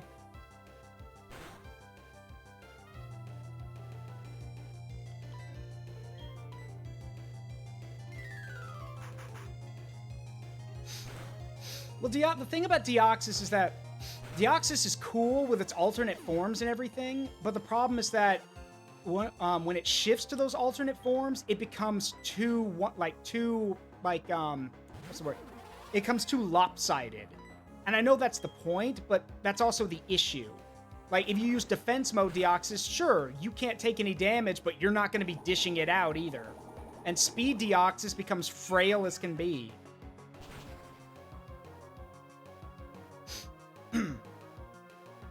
Oh, you mean in the merge of the DNA game, like the splicing game? Yeah.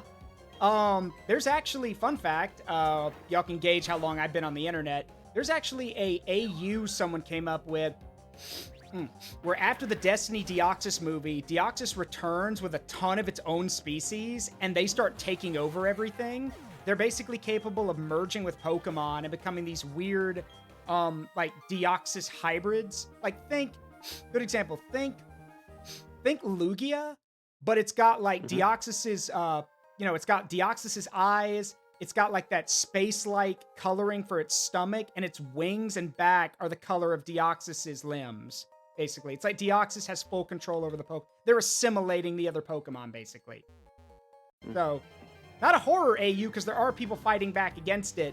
Like, in one of them, that Lugia I mentioned actually floods Saffron City, and Sabrina and her Alakazam actually managed to take it down. And by take it down, I mean literally shatter its mind. So Sabrina and her Alakazam literally mind-crushed a legendary Pokemon. So, yes. I'm literally thinking of the whole mind crush from Yu-Gi-Oh! Yes, that bad.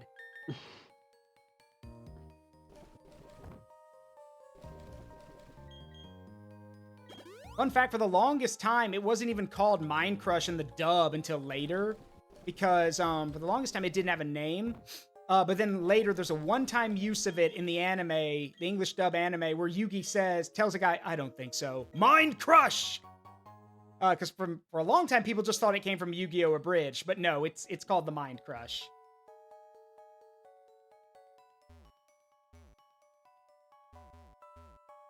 And yeah, no, Deoxys is not evil. Just lost.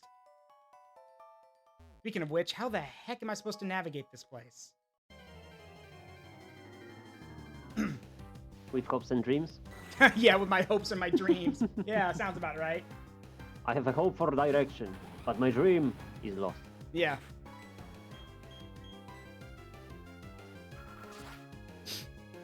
My disappointment is immeasurable, and my day is ruined.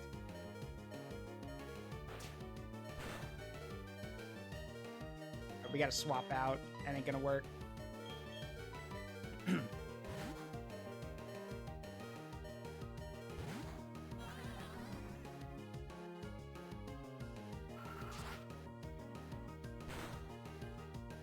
Yeah, I don't think so. Morganna, crush its nuts. Oh.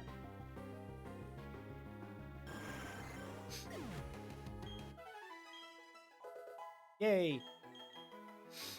So remember, for those who don't know how repels work, remember, the only way a repel functions is that if your Pokemon is stronger than the wild Pokemon. If the wild Pokemon is equal to your level or higher, the repels don't work.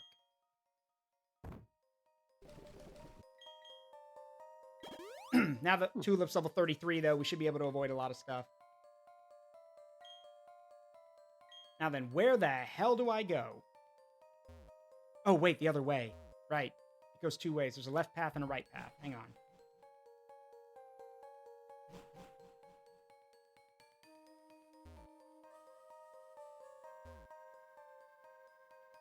All these barrels everywhere. Must have been a mining operation.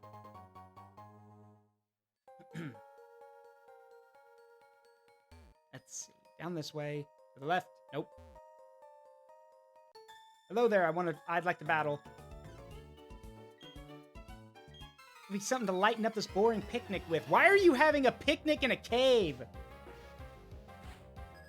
Also, you look like you're like 10 or 12. You shouldn't. Where are your parents? Who are your parents? I bet they are deeper in the cave. That sounds disturbing, actually, the way you say it like that. They're deeper in the cave.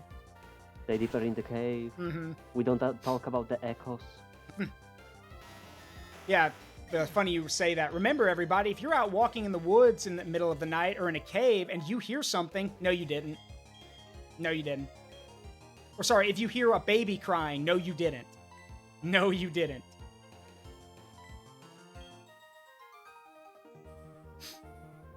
Unless you want to get taken by the horrors of the forest, then please, by all means, go follow the sounds. But otherwise, no, you didn't hear anything.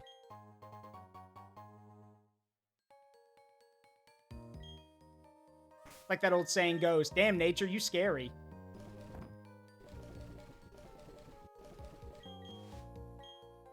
Let's see. All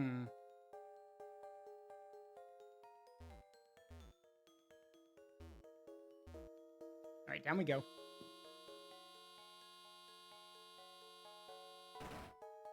This place is still abandoned. Why is all this stuff still working? Hi, Riley.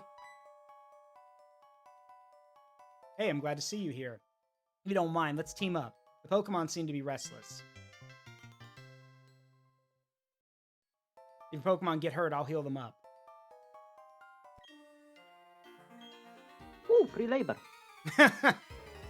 If free labor, I mean, he's just your tag team partner. And he's not going to help me now because it's a one-on-one. Hey, a nose pass. Basically a living compass.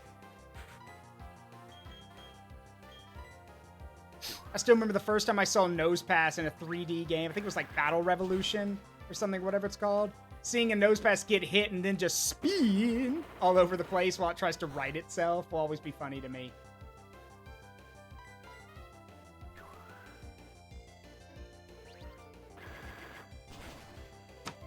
I mean, abandoned stores can have their lights still on. True, but a heavy machine elevator? Switch Pokemon? No. Beauty repairman. I don't need to switch. Are you kidding? This is my fight to win. Suck. There we go.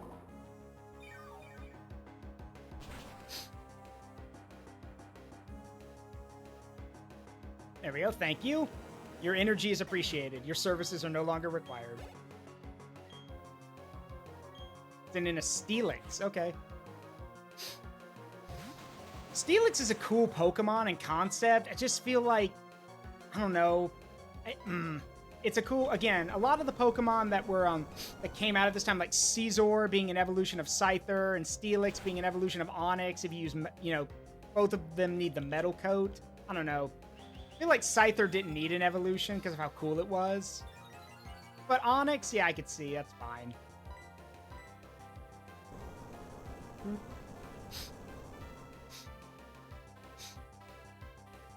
Bye-bye. All right, that takes care of that. Also, we're about to have an ad start playing. I'm going to send the warning out real quick. All right. So when it starts, I'm going to run to the restroom. Mike will try to entertain y'all. And please stop powering up Morganna. She doesn't need any more help.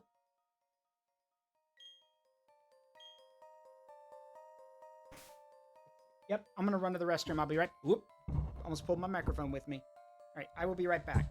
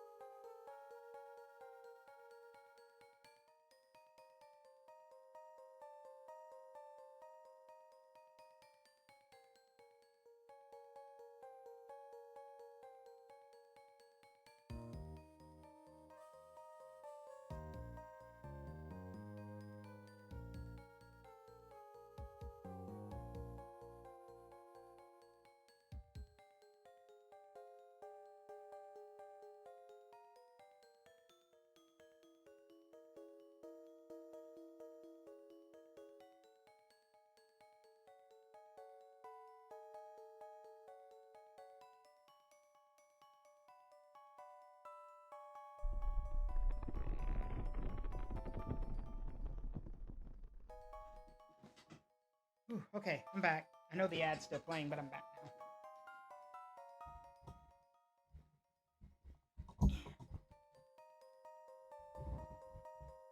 All right, while we wait for the ad to finish, I can check a few things. You still there, Mike? Oh no, we lost him. Lost forever. Oh, no, there you are. Right, give me a second.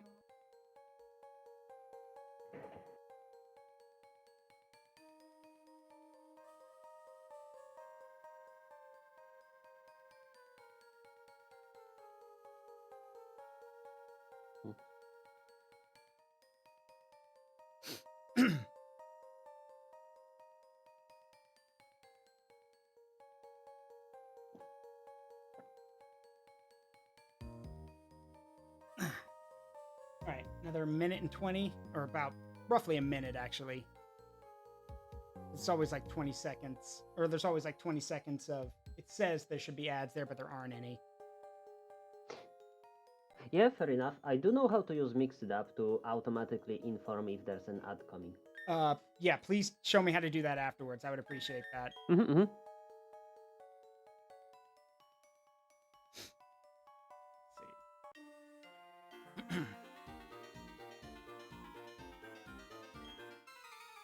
A battle will do for a proper greeting. Will it, though? You're just gonna come out and attack a kid? You ass? I mean, you picked a very bad day to pick a fight with me, because I've got a grass type, and you've got rock types. I win. Rock Blast, aka just throw 2 rocks. Bye-bye. Pew, pew, pew.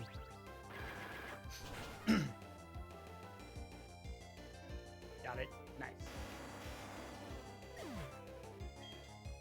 This takes care of that. Next. A Rhyhorn. I haven't seen one of those in a while.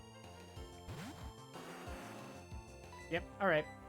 Rhyhorn was a monster in the original generations. I know that much. And in Fire Red and Leaf Green. Rhyhorn was nasty. Especially if you could evolve it. Good luck with that, though. It took so long.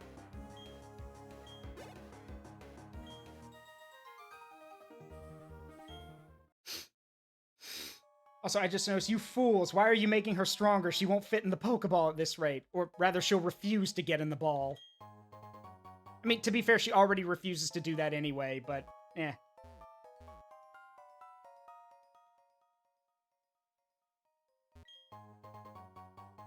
Also, Mike, I have to say, one of my friends saw the title card and said, and pointed out, she goes, that is one of the coolest and most expressive looking Miss Magiuses I've seen. Whoever did the artwork for that was really cool.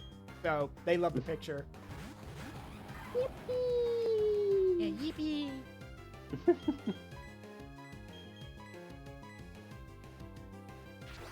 Simply and scientifically put.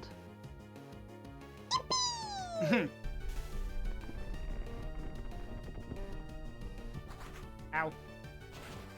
That wing attack actually kind of hurt. Not enough to kill me, but it hurt.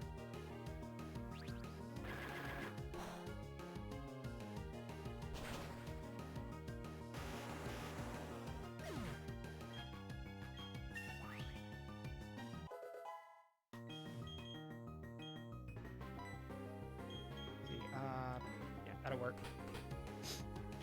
You know what Zaruk said? Uh-oh. Oh no, did my connection go out? Oh no, my stream just stopped for a second on my end. Hang on. There we go. Yeah, bitrate dropped.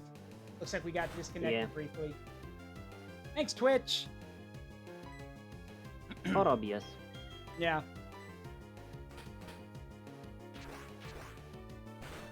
One can simply never know. Yeah.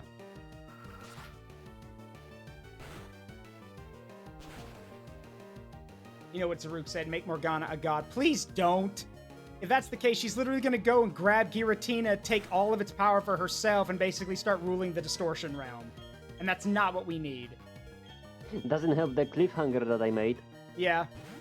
It doesn't. Trying to find the Eldritch God. Yeah. Like... Oh no. Like, look. As kind-hearted as she is, just giving her more power is just gonna give her more ideas. And again, one of those ideas might be to take Giratina's place and go around scaring people. Please don't give her any more ideas. Yay, Oh no. Staravia's evolving. Speaking of which, I need to lower her down. Oops.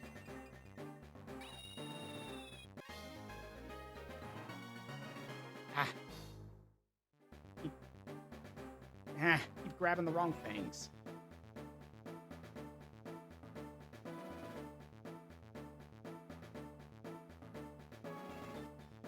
Oh, I see the problem. Hang on.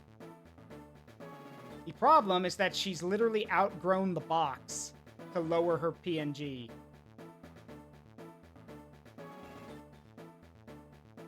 So I have to keep doing this to lower her down. Oh my god, I didn't even knew that's possible. Yeah, you can do that. You mean the PNG's outgrowing the thing? Yeah, that's what happens. If Yep. you're using... So, here's something I noticed, and I told Inu about this. If you're using Fugi, the reactive thing, the problem with... The thing about Fugi is that when... if the PNGs are changed with Fugi, the models will basically will move in according to the boxes, basically. If you're using the Vtuber, it only changes the boxes dimensions, not the PNGs, which is why a lot of PNGs in Vtuber, if they're enlarged, they literally like break, and you can see like where the cutoff of the picture is. Which is why I don't use that anymore unless I have to. With Fugi, the Discord reactive, no, the models will change rather than just using the, taking the box and like expanding the character within. Which is why she outgrew the box.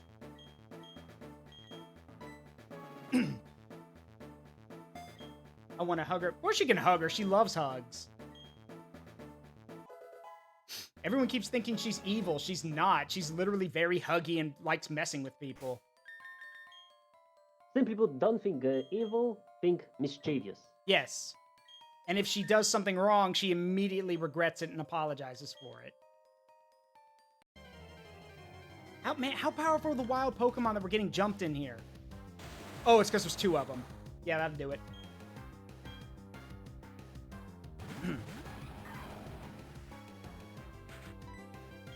Yeah, that'll do it.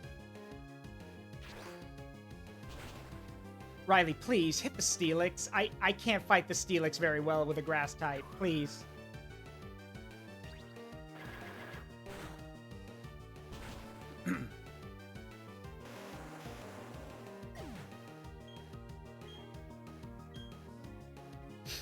Oh god, not Sandstorm.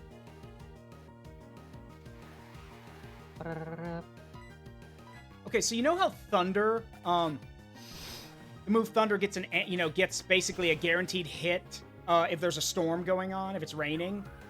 Is there a version of that with Sandstorm?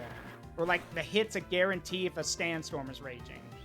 I'm pretty sure I remember there is, but I don't recall what it's called.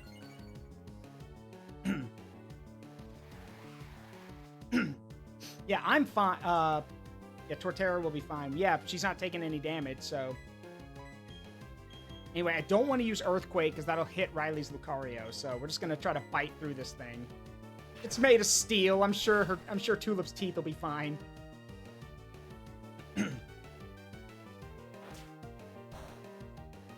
Yeah, I didn't do jack.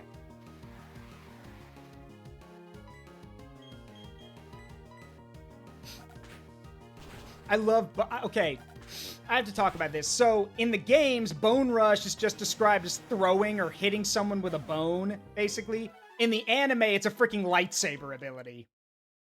Like, in the anime, Lucario just whips out a glowing, like, bone bow staff with lightsaber sounds.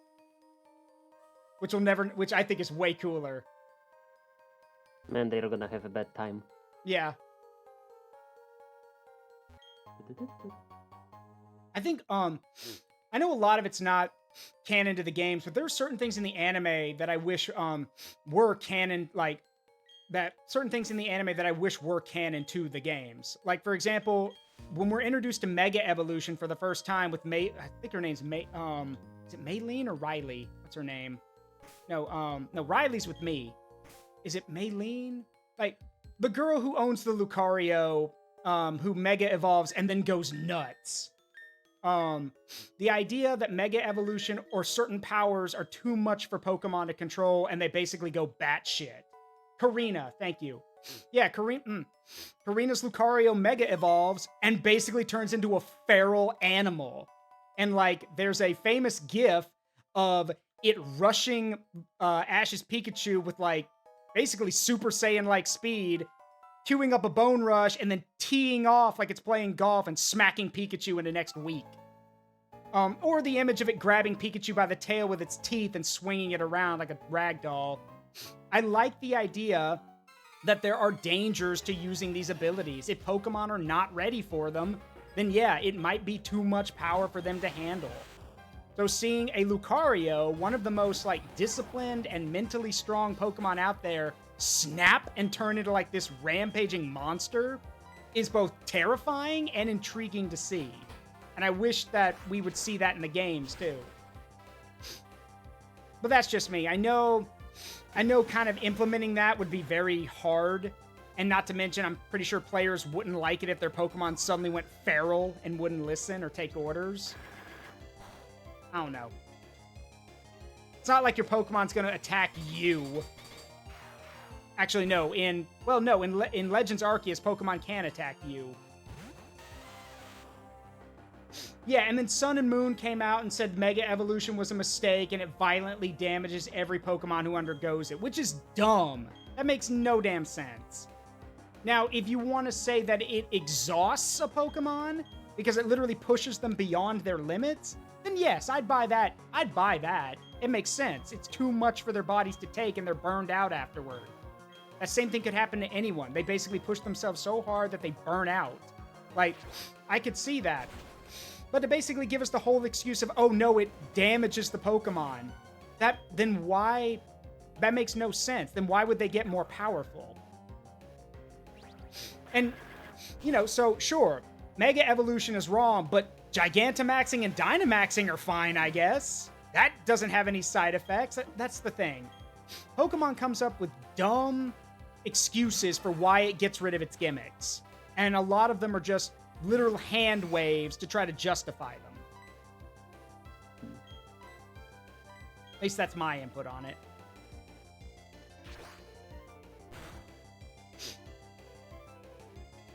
I'm trying to think, like... I mean... What would be a good equivalent? That'd be like the equivalent of saying, like... I don't know. Help me out, Mike. What's a good comparison? What with what? With what I just said, that, so you know what Mega Evolution is in Pokemon, right? Yes. To So- a degree, yes. Yeah, so, as Lich King pointed out, basically when the Sun and Moon games came out afterwards and Mega Evolution was removed as a gimmick, they justified removing it by saying that, oh, using that actually really messes up the Pokemon. It hurts them. Which makes no sense, because if that was the case, then we would have seen it in-game. The Pokemon are never hurt. Yeah. Like, you don't... Oh, hey, Wizard, how you doing? This game takes me back. Well, I'm glad. Again, if you're going to, like, make a reason why something isn't around anymore in your later games, the reasons need to make sense. Instead of removing, like I said, instead of removing Mega Evolution because, oh, it hurts the Pokemon, it damaged them. No, just say that it's too risky because it literally leaves the Pokemon so exhausted that they can't do anything afterward. Like, it literally burns them out and they can't battle or do any... Maybe they need bed rest for days. Like, I would understand that. But hurting them? Then why wouldn't they show it? Like, there are some trainers in those games who use Mega Evolution left, right, and center. Like Diantha, the champion. Her Gardevoir uses Mega Evolution probably against everyone she fights. If that's the case, that Gardevoir should be fucked up. But no, they don't do that. Instead, they just have to come up with a bullshit excuse. Yeah, I'm doing good, Wizard. I hope you're doing well today. Sit back and relax and make yourselves at home. Oh, and by the way, this is my friend Mike.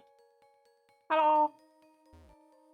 Mega Evolution wasn't Sun and Moon, but the guy who made the Pokedex entries for the Mega Pokemon was biased. Oh, I see. That, of course.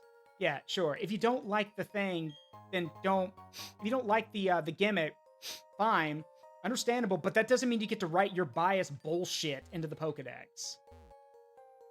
Whatever. Yeah. Yeah, the point is that...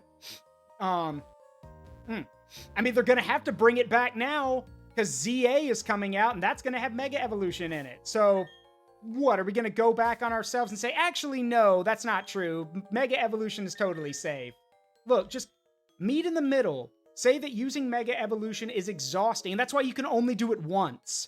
That's why the Pokemon you give, like, the Mega Evolution Stone to, you can only do it to one Pokemon per battle, because it's just too much for the Pokemon to take.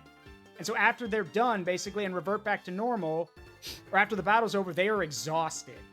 Which would make sense. Yeah, they could have just said it was hard to implement in the game. But again, see, that's kind of the problem with the Pokemon Company. They don't want to admit when they're wrong. They don't want to admit when they're wrong. They don't want to admit when they've made mistakes. They don't want to admit that they could have put more effort into something. And they don't want to admit that people can do their job better than they can. Pow World. Yep. Look, here's the thing.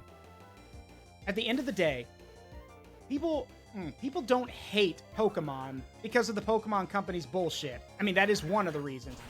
But the reason people stop playing the games is because Pokemon is the most expensive IP in the world, and the fact that these mistakes keep happening in the games. They get released buggy, they get released with glitches, they get are not optimized. You know, their stories are not very good. Like, it's insulting. Because people naturally look at that and like, what the fuck are you doing with the money then? You've got all this money and this is the best you can do? It's why people started playing Pow World, and it's why Nintendo felt threatened and had to basically... Now, granted, Pow World has its own problems. The use of the AI stuff, which is a no-no, and then also the fact that, yeah, there's certain stuff in there that was blatantly stolen from Pokemon, just altered slightly. But the Pokemon Company, to take them to court and basically do the whole, we're going to take all of the stuff in your game because we're copywriting it, that's bullshit. If it was just, hey, we don't like you using our IP or infringing on it, people would hate it, but at least they'd understand. But no, the Pokemon Company had to cross the line and decide, well, no, we don't like you're doing our stuff that way, and we're going to sue you because we're copywriting the stuff you're using. So, no. Yeah, Mega Evolution hurting Pokemon was a rumor made up by Pokemon rights activists, but was eventually disproven. Wait, what?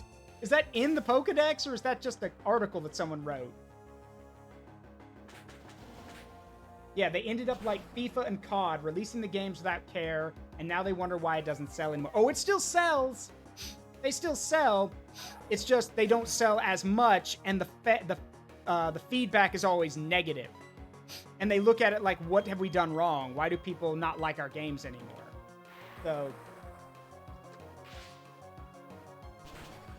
So they better hope, man, they better hope ZA is worth it.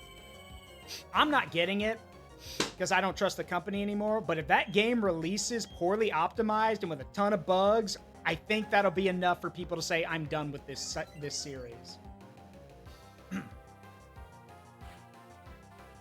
We'll see. And me personally, even though I know Mike and Inu play it, so Mike can probably jump in here, I may not have played Pow World for my own reasons, but I will admit there are good ideas in Pow World. There are good concepts there.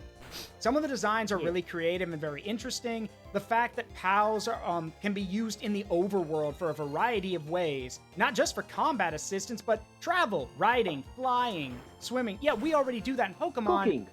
Yeah, cooking, all that stuff. And, gun manufacturing aside, the fact that the POWs help out on your farm, charging generators, watering plants, those are things that Pokemon do. We read about that in the game world. Like, those are cool things that I wish we could see in a Pokemon game. Like, we see it, but we don't really get to do it. So, I don't know. So, we'll see how it goes at this point. I honestly think, like, at this point, since Pokemon's copyrighted all that stuff, naturally, fans and non-fans alike are now going to watch with bated breath, and then if Nintendo doesn't use those things, they're going to say, okay, so you copyrighted Pow World just to copyright them. You're not actually going to use this stuff. You're literally just going to, it's my IP to sit on and do nothing with. Whatever. We'll see how it goes. Honestly, I wouldn't be surprised if Pokemon ZA doesn't do well. I think Nintendo might have words for the Pokemon Company. They might basically tell them, hey, this is unacceptable. Like, you need to get off your ass and fix this. Because, like, we've let this slide a few times. Not this time, though. I mean, it was the same thing with Star Wars Battlefront 2.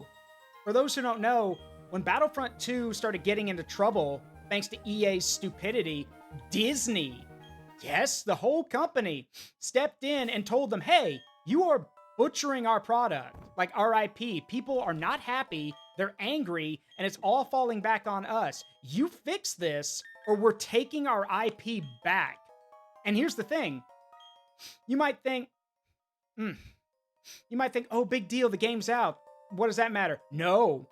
Disney threatened them saying, we will take our IP back. You will continue to pay us for the use of our IP, and you will also continue to pay us, like, you won't be able to do any more stuff. Like, for the next 5 years, you won't have your exclusivity rights anymore to make games involving our IP. And even though we've taken our IP back, you're still going to pay us for the full 5 years. Which is terrifying to imagine. Imagine being told, imagine how much money EA had to pay to get the Star Wars license, and then being told like a year or two in, we're taking it back, you can't make anything else, but you're going to keep paying for it.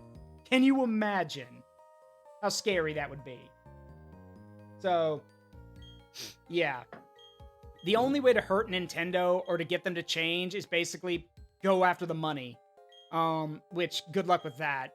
Because unfortunately, and I'll say it, unfortunately, Nintendo fans are very hard to make angry. They'll basically buy anything at this point, which I don't like, but hey, whatever. At this point, the funniest thing to do would be for another company to say, hey, let's take something that Nintendo does, our own kind of idea, but we'll do it better. So, which I guess technically Power World kind of did. Who knows? We'll see how it goes. Again, Mike, if you want to add anything, because you played the game, so if you have anything to add, hop in. I mean, first of all, the AI stuff is a rumor, right? Yeah. So like, I usually don't mention it because like, is it true? Is it not true? Not really. We don't really know. So I usually don't mention it, but otherwise, aside from just small things, small bugs here and there, it's actually just, it's a fun game to play with friends. Mm-hmm. What can I say?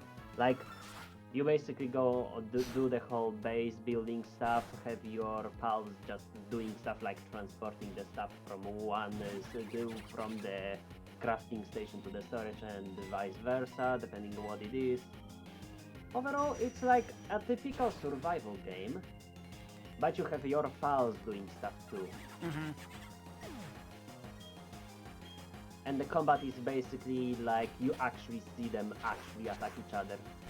Yep. Which is now what they're doing in ZA, so I guess. Again, we'll see how it works out. I think the other thing that might have gotten the Pokemon Company so fired up about it was the fact that you can use guns in Power World. But to that, my response was always, when I first saw it, I was like, haha, funny joke. But later I thought, I'm like, well, yeah, because I hate to point this out to people, but if Pokemon were real in the real world, yeah, people would probably be using guns against them because they're the only thing we got that could stop those things. Reminder, Blastoise's Hydro Pump can blast through mountains. So a lot of these Pokemon are basically walking doomsday creatures. So yeah, guns would probably be used on them. As terrifying as that sounds. Funnily enough, you can put rocket launchers on one of the mounts. Mm-hmm. Hey, Dragon Man, how you doing?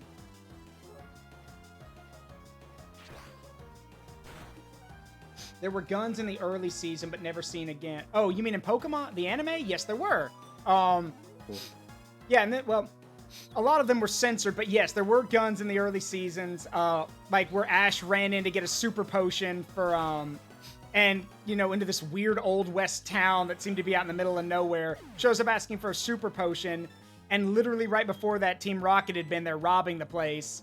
So when he comes in, they all point rifles at him. I remember, super potion, please! I don't need a new gun. They've like 6 or 7 people all got their rifles pointed at him. And he's literally like, please don't shoot me. And Officer Jenny has to show up and basically be like, put your guns down. He's not with Team Rocket. And then there was in the cut Safari Zone episode, a guy puts a revolver right to Ash's face, which again, they didn't show that episode in the English dub, so. Still, I wouldn't trade the English dub of Pokemon for anything at this point. There's so many funny jokes I remember. I still quote this one, James talking to Meowth, maybe we should back off a bit. Every time we get greedy, we end up making a mistake and it costs us everything. Don't you worry, you pretty blue head of yours. I got a plan. It's lavender. He gets so offended. He's like, it's lavender.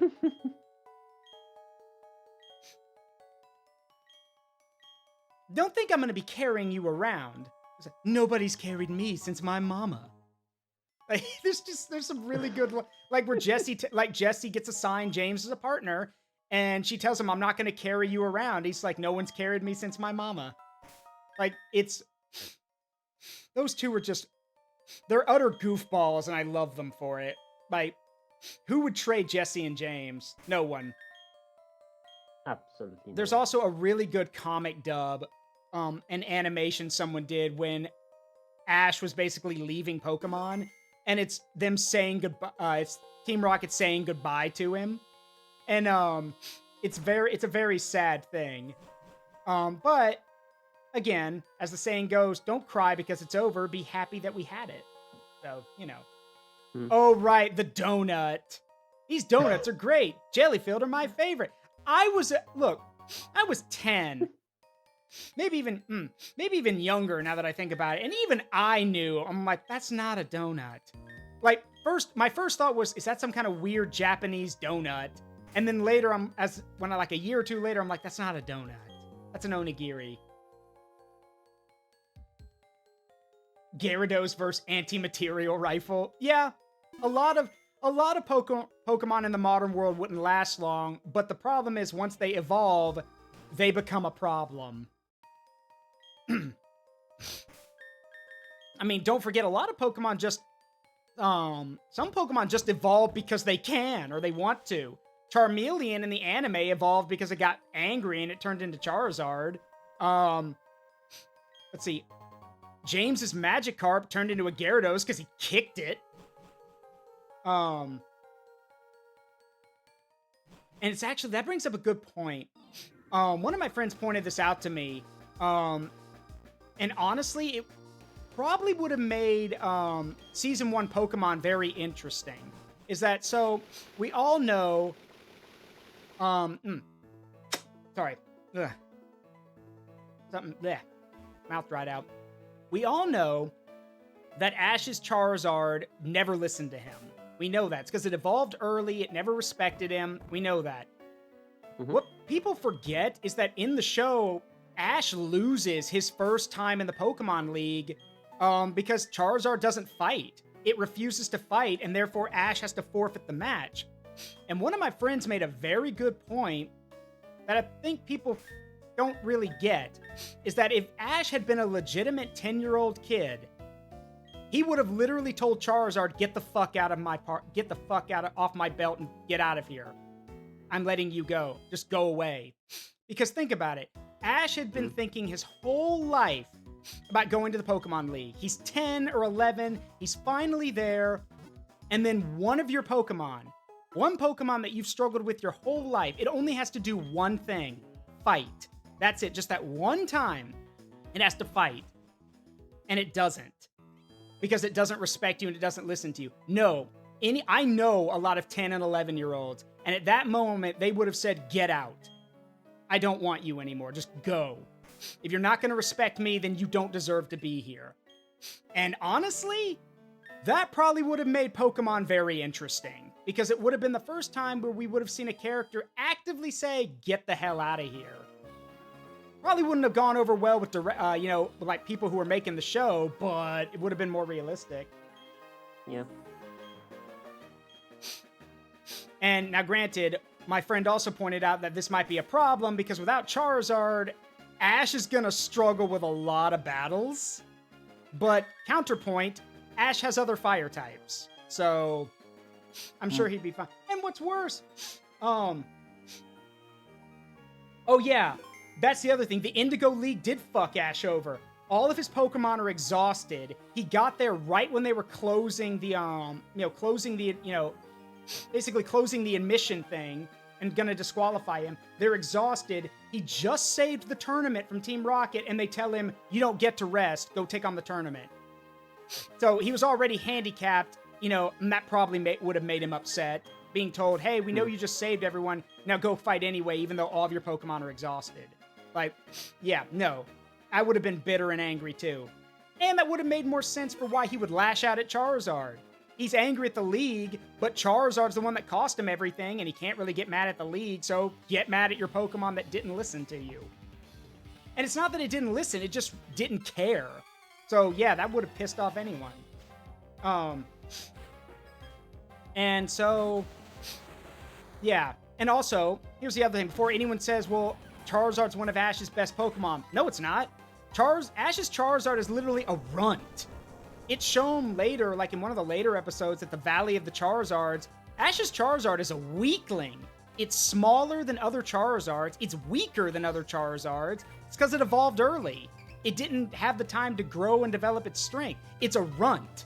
So that makes it even more embarrassing that this runt thinks it can basically ignore what its trainer's telling it. When, fun fact, when Charizard goes to pick a fight with more powerful Charizard in the Valley, it gets its ass kicked. Surprise, surprise. So, no. Actually, yeah. Lich King's right. Two of the Indigo League and the Unova League both screwed Ash over. The Indigo League are the ones who basically tell him, hey, we know you're tired, go fight anyway. Mike, I don't know if you've heard this before.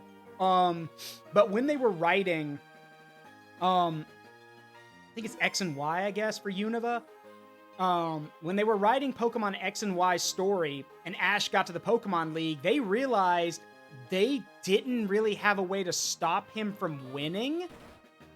So, to make it so Ash wouldn't win the tournament, they put him up against a made-up guy who just comes out of nowhere, has no build-up, and the dude's got legendaries on his team.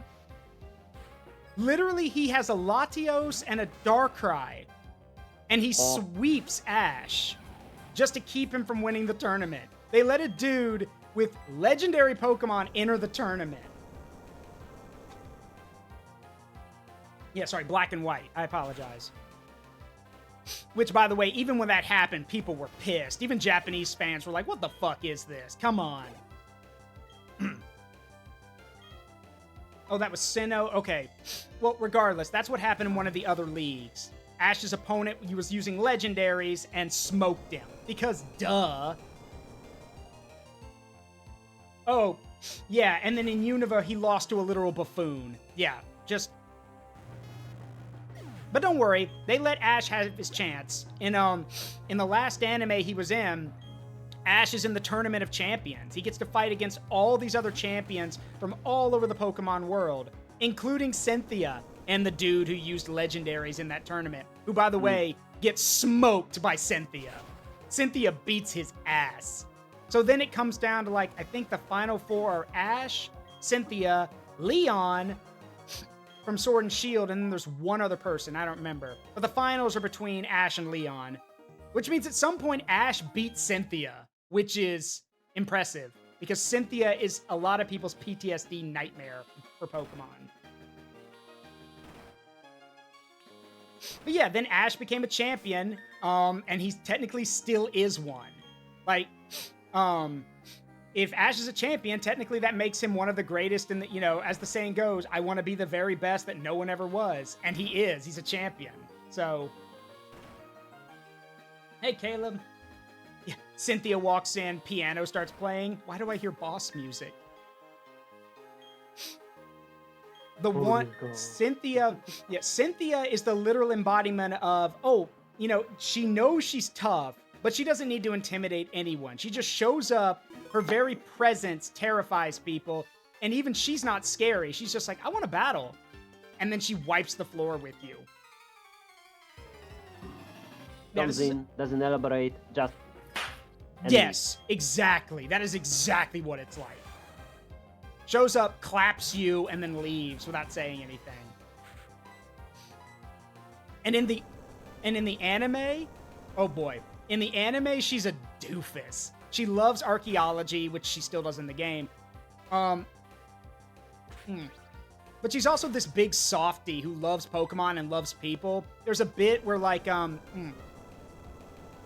my favorite bit involving her is where, like, she's talking to Brock. And Brock, being who he is, tries hitting on her. And when Brock's Krogunk is about to knock him out to stop him, Cynthia just looks over Brock's shoulder and is like, no, it's fine.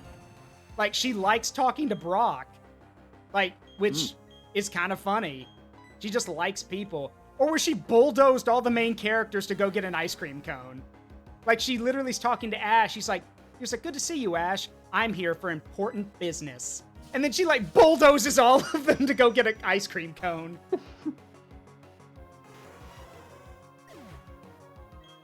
Oh, yeah, and how Cameron, that buffoon, beat Ash. Cameron's Riolu spontaneously evolves during the battle and then solos Ash's entire team. Bullshit.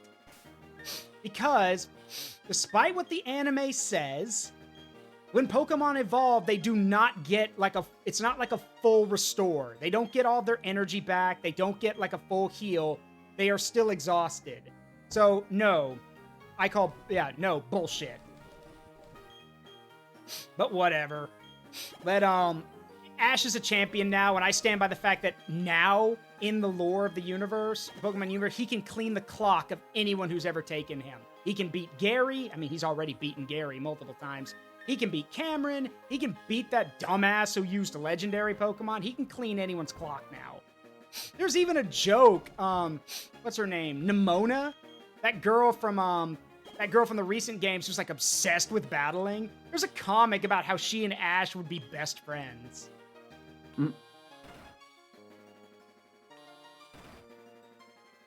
Because Nimona lives for Pokemon battles. A little too much, honestly.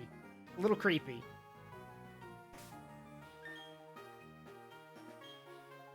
And now, I don't know what her name is. The new girl for Pokemon. I haven't been watching any of the new Pokemon series. I know she's got I know she's got a Meowscarada, which made a lot of people happy for Meowscarada to get a lot of attention in the spotlight, because Meowscarada is just a funny Pokemon. It's literally a masquerade cat. It's got the attitude of a cat and the finesse of a masquerade dancer. Oh yeah, and it's bombs. I forgot about the bombs.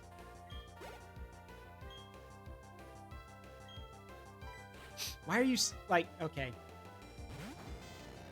Also, I'm gonna out myself here. Did anyone, for the first time they saw a Magnemite, did anyone just want to grab the thing in your hand and throw it against a wall? I did. I was that kid, like that 10 or 11-year-old kid who saw a Magnemite in the anime and in the games and thought, I wonder what would happen if I threw that against a wall. Made out of metal, it wouldn't care. It'd probably stick, honestly. Oh, that reminds me. Mike, have you seen the GIF? It was a pretty funny GIF going around.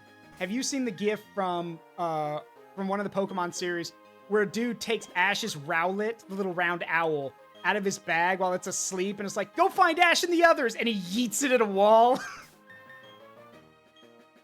No, I don't think I did. Yeah, he throws it at a wall, and it wakes up and starts flying, but there's someone made an edit where he throws it, and it shows the plushie hitting the wall. Go after Ash and the others.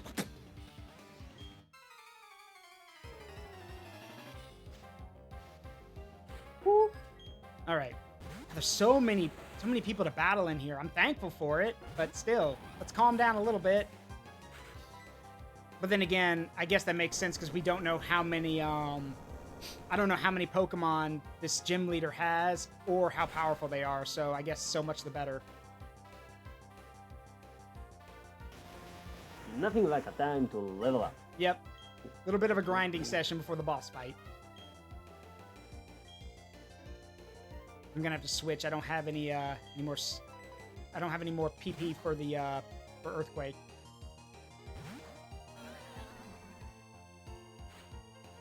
So what you're saying is your PP is not big enough. You shut the hell up. I knew you were gonna make that joke. I bit my tongue because I'm more mature than that. And I was like, Mike'll probably do it. What can I say? I'm a comedic relief. Yeah, I'm a comedic genius. Someone needs to make an edit of you using, like, from that meme of, I'm a genius. Oh, no.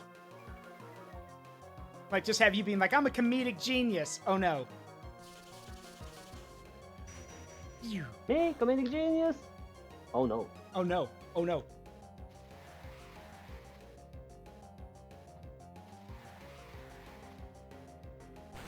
Ow. Oh, no. It hit me like a... That's literally what I imagine. That's the sound I imagine anytime a Pokemon gets knocked out in one hit. Just the Taco Bell bong. Man, I'm dead. Yeah, man, I'm dead.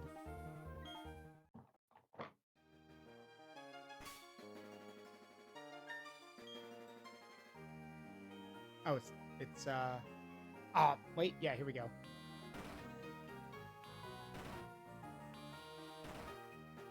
Oh, for Pete's sake, more? This might have the record for the most trainers in a gym waiting to take you on. Good grief.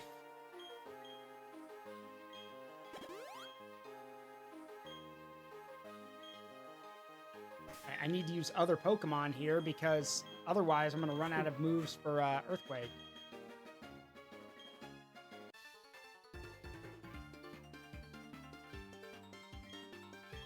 And by focusing on one type, you can see the strength and weaknesses of the Pokemon. Yes! And it also means you can get your ass handed to you if someone shows up and uses Pokemon that beat yours. That's why you want a mixed team.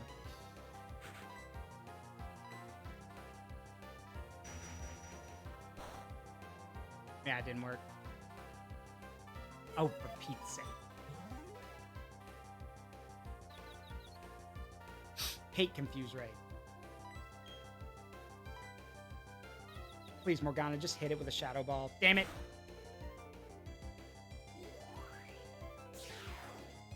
Yeah, so, meet my most hated Pokemon of this generation. Bronzor. Bronzor and Bronzong are bullshit. Because the problem with them is that because of their typing, and because there's very few fire types in the game, you don't really have a lot of ways to counter them effectively. You basically just have to beat them down until they die. I know you can leave, I know. Like, I know you can leave, but this gym is such a pain to navigate, I don't really want to. Another one? Ugh.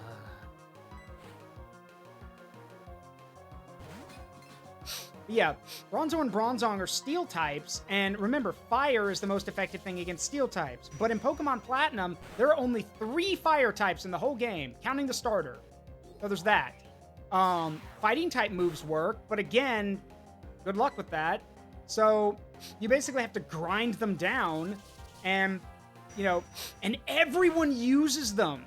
Like, sure, this is a steel gym where they're going to get a lot of use, but a lot of the Team Galactic Grunts use Bronzors, and it just slows everything down. Because you just want them to die so you can get a move on.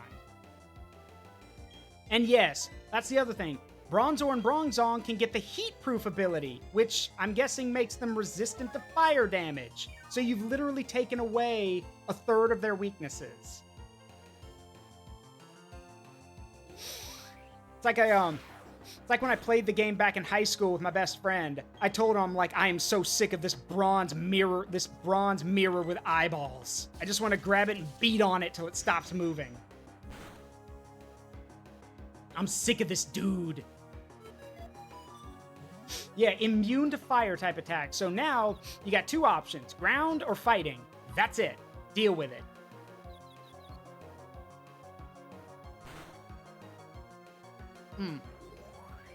The only saving grace that makes it manageable is that, well, it doesn't really get a lot of good moves.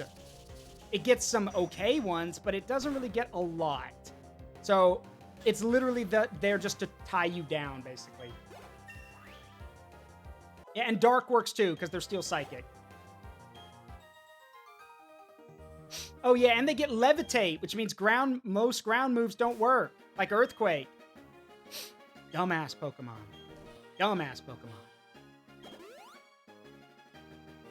I need to stop. At this rate, Morgana's going to be my most powerful Pokemon. Not that I object. She's adorable, and her being the most powerful makes sense. But unfortunately, I have a feeling that if I make her too powerful, she's going to start ignoring me. And that's something the world is not ready for. The only thing that keeps Morgana from being dangerous, a danger to everyone, is that she's just mischievous by nature, not evil. Finally. All right. Let's save, and then the last thing we'll do for today is take him on. Please only have like 3 Pokemon. I'm going to be very upset if you've got more. That's Orberg's gym badge. You defeated my son. Well, that's no surprise. He still has much to learn. In place of my son Rorik, I, Byron, will take your challenge.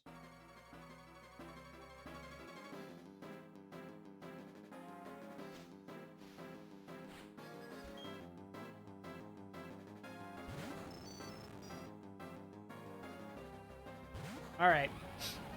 Let's shake things up. Literally. Bye-bye, Magneton. Magneton, whatever. Magneton. Magnemite, Magneton, and then Magnezone, which is just a flying saucer.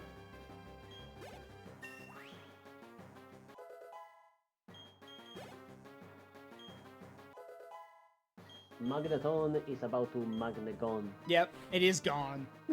Magna, oof. Yeah, just one hit, killed it, yeah. Just once smacked it with an attack and knocked it out. There's another earthquake for you. Here's a special treat just for you.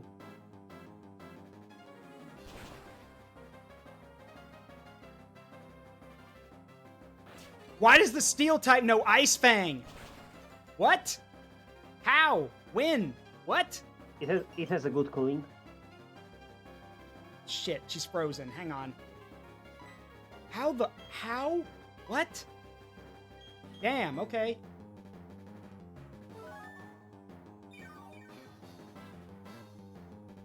Yeah, this is not a Nuzlocke, thank God. Yeah, I gotta swap out. I can't do this. She can't keep fighting this. It's just gonna keep beating me down. Hang on. And ironically, this is gonna be cool. Morgana tap the ground and cause an earthquake. She's ethereal. She can't do that. You fool. Ice doesn't work on ghosts. Let's see. They are there. They are already dead cold. Yep.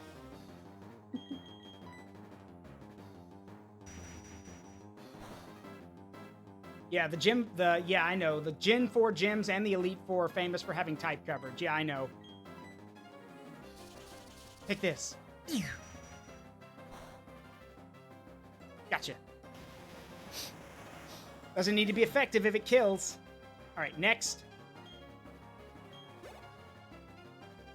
Bastiod. Oh, yeah, his ace. Bastiodon. Okay, Rock and... Is it Ground and Steel or Rock and Steel? Rock and Stone! I was... Yeah, Rock and Stone! Yeah, no. I'm trying to think. It's Bastiodon, which... Yeah. Bastiodon is a defensive wall. It's Rock and... Hey, Bulbasaur Lover 1997, thank you for the follow. Welcome to the Forest of Memories. Please make yourself at home. I'm Zaruk Windcaller. This is my friend Mike. And I'm playing Pokemon Platinum today. Ignore the spectral, ethereal, big Miss Magius in the background. She's harmless, I promise. All right, Rock and Steel. Okay. We were all thinking. Let's see,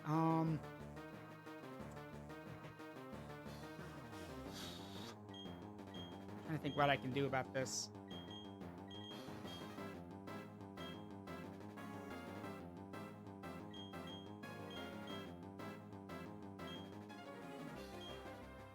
All right, well, rock types are weak to water, but well, let's give it a shot. Why not?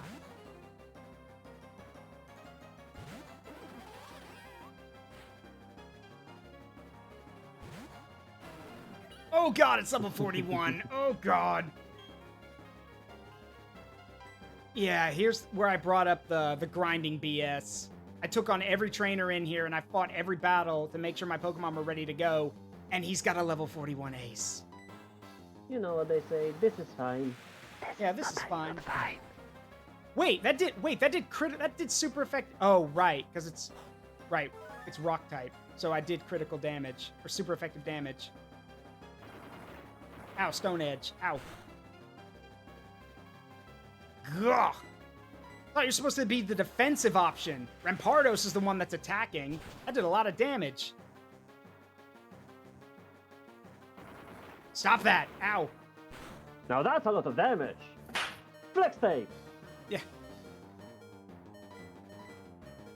Take it out. Come on. Gotcha. Ooh. Down. Nice. Morganna could replace this skeleton music. Thank you. Yeah, 2 Stone Edges in a row, and it still didn't take me down. You got the Mine Badge from Byron.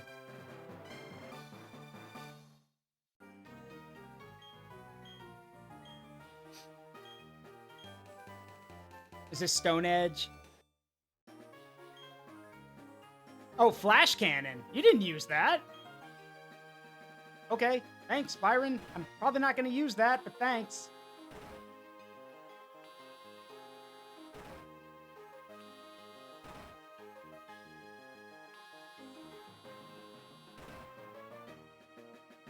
Bum, bum, bum, ba-dum. Yeah, the dude landed 2 non-100% per accurate moves in a row. Yeah, I know, but he's a gym leader. So I'm willing to bet that the game's programming has things where it allows gym leaders to pull off BS like that. Because again, the gym leaders are supposed to be a challenge. You have to be worthy enough to take them on. Flash Cannon's a good Steel-type move. Well, I don't have any Steel-type Pokemon, so meh.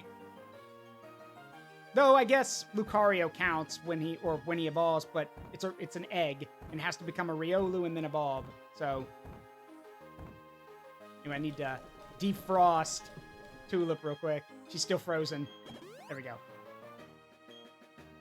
Bum, bum, ba-dum, bum, ba-dum, bum. Barry! Tis but a fresh spring. Barry, do you just like creepily follow me? Like, you stopped me from crossing the bridge to challenge me to a battle, and then you're just like, oh, hey, I'm just gonna stand out here and wait for you to finish. It's so weird, Barry. You're all kinds of creepy, Barry. All right, but that's gonna do it for today, everybody. Excuse me. So, thank y'all very much. Like I said, we just wanted to do that. And thank you, Mike, for coming along. I appreciate it. Yeah. All right, I will talk to you later, okay, bud? Mm-hmm. Yep. Yeah. All right. Oops, I forgot. I got to shrink Morganna down before we do anything. Hold on. I need so I can see her. Wait a minute. Where's my at least now you guys get to hear what sound plays when I join a room. Oh shit! Here we go again. Yep. All right. So let me adjust her thing real quick. Where is it? There we go. That's better. But yeah, when I yeah, for me it's a quote from one of my favorite YouTubers, Deus. Oh shit. Here we go again. Oops, I shrank her too fast. I lost control of the box. Hang on. We got to fix that. There we go. There's the box. All right. I need that. Okay, maybe now. Okay, now I can fix it. Let's see. Let's get her back down to normal or normal-ish. Big thanks to Iyzeekiil and Mike for coming along. It's good to have them around. I vibe with them both very well. So let's see.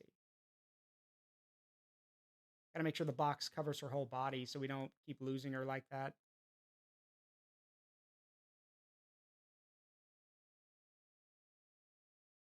Hang on.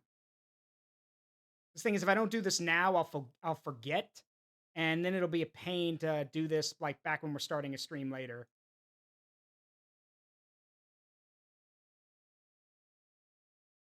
me see if I can't. Yeah, this is why messing with the PNGs sometimes can be a bit of a pain. It's worth it. There we go. That's better. Okay. Well, now I can hang up. So there we go. So with that, that's going to be it for today, everybody. We are going to go raid someone, so stick around for a second. Oh no, she would just make a scary face to like spook people. She wouldn't need a mask. She would just make a scary face and pretend to spook people. See, who can we go say hi to today? Let me look through some of my stuff.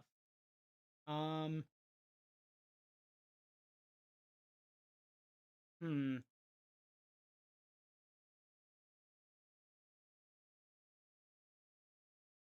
You know, we'll go say hi to my friend my friend Lycan or Zoe Lycan. They're playing Minecraft. Listen, friends, and Zoe is a really cool werewolf.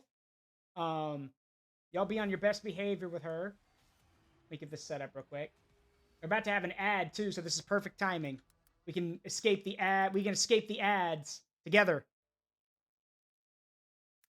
All right, here we go. Let's get this raid started. As always, it's been a privilege and a pleasure to entertain all of you.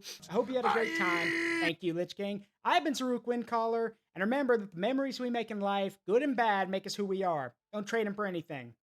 Remember, no stream tomorrow. I'm gonna be hanging with Cuddly Muffin as they finish Coffee Talk. So I will see you all on their stream tomorrow. Have a good one. Bye bye.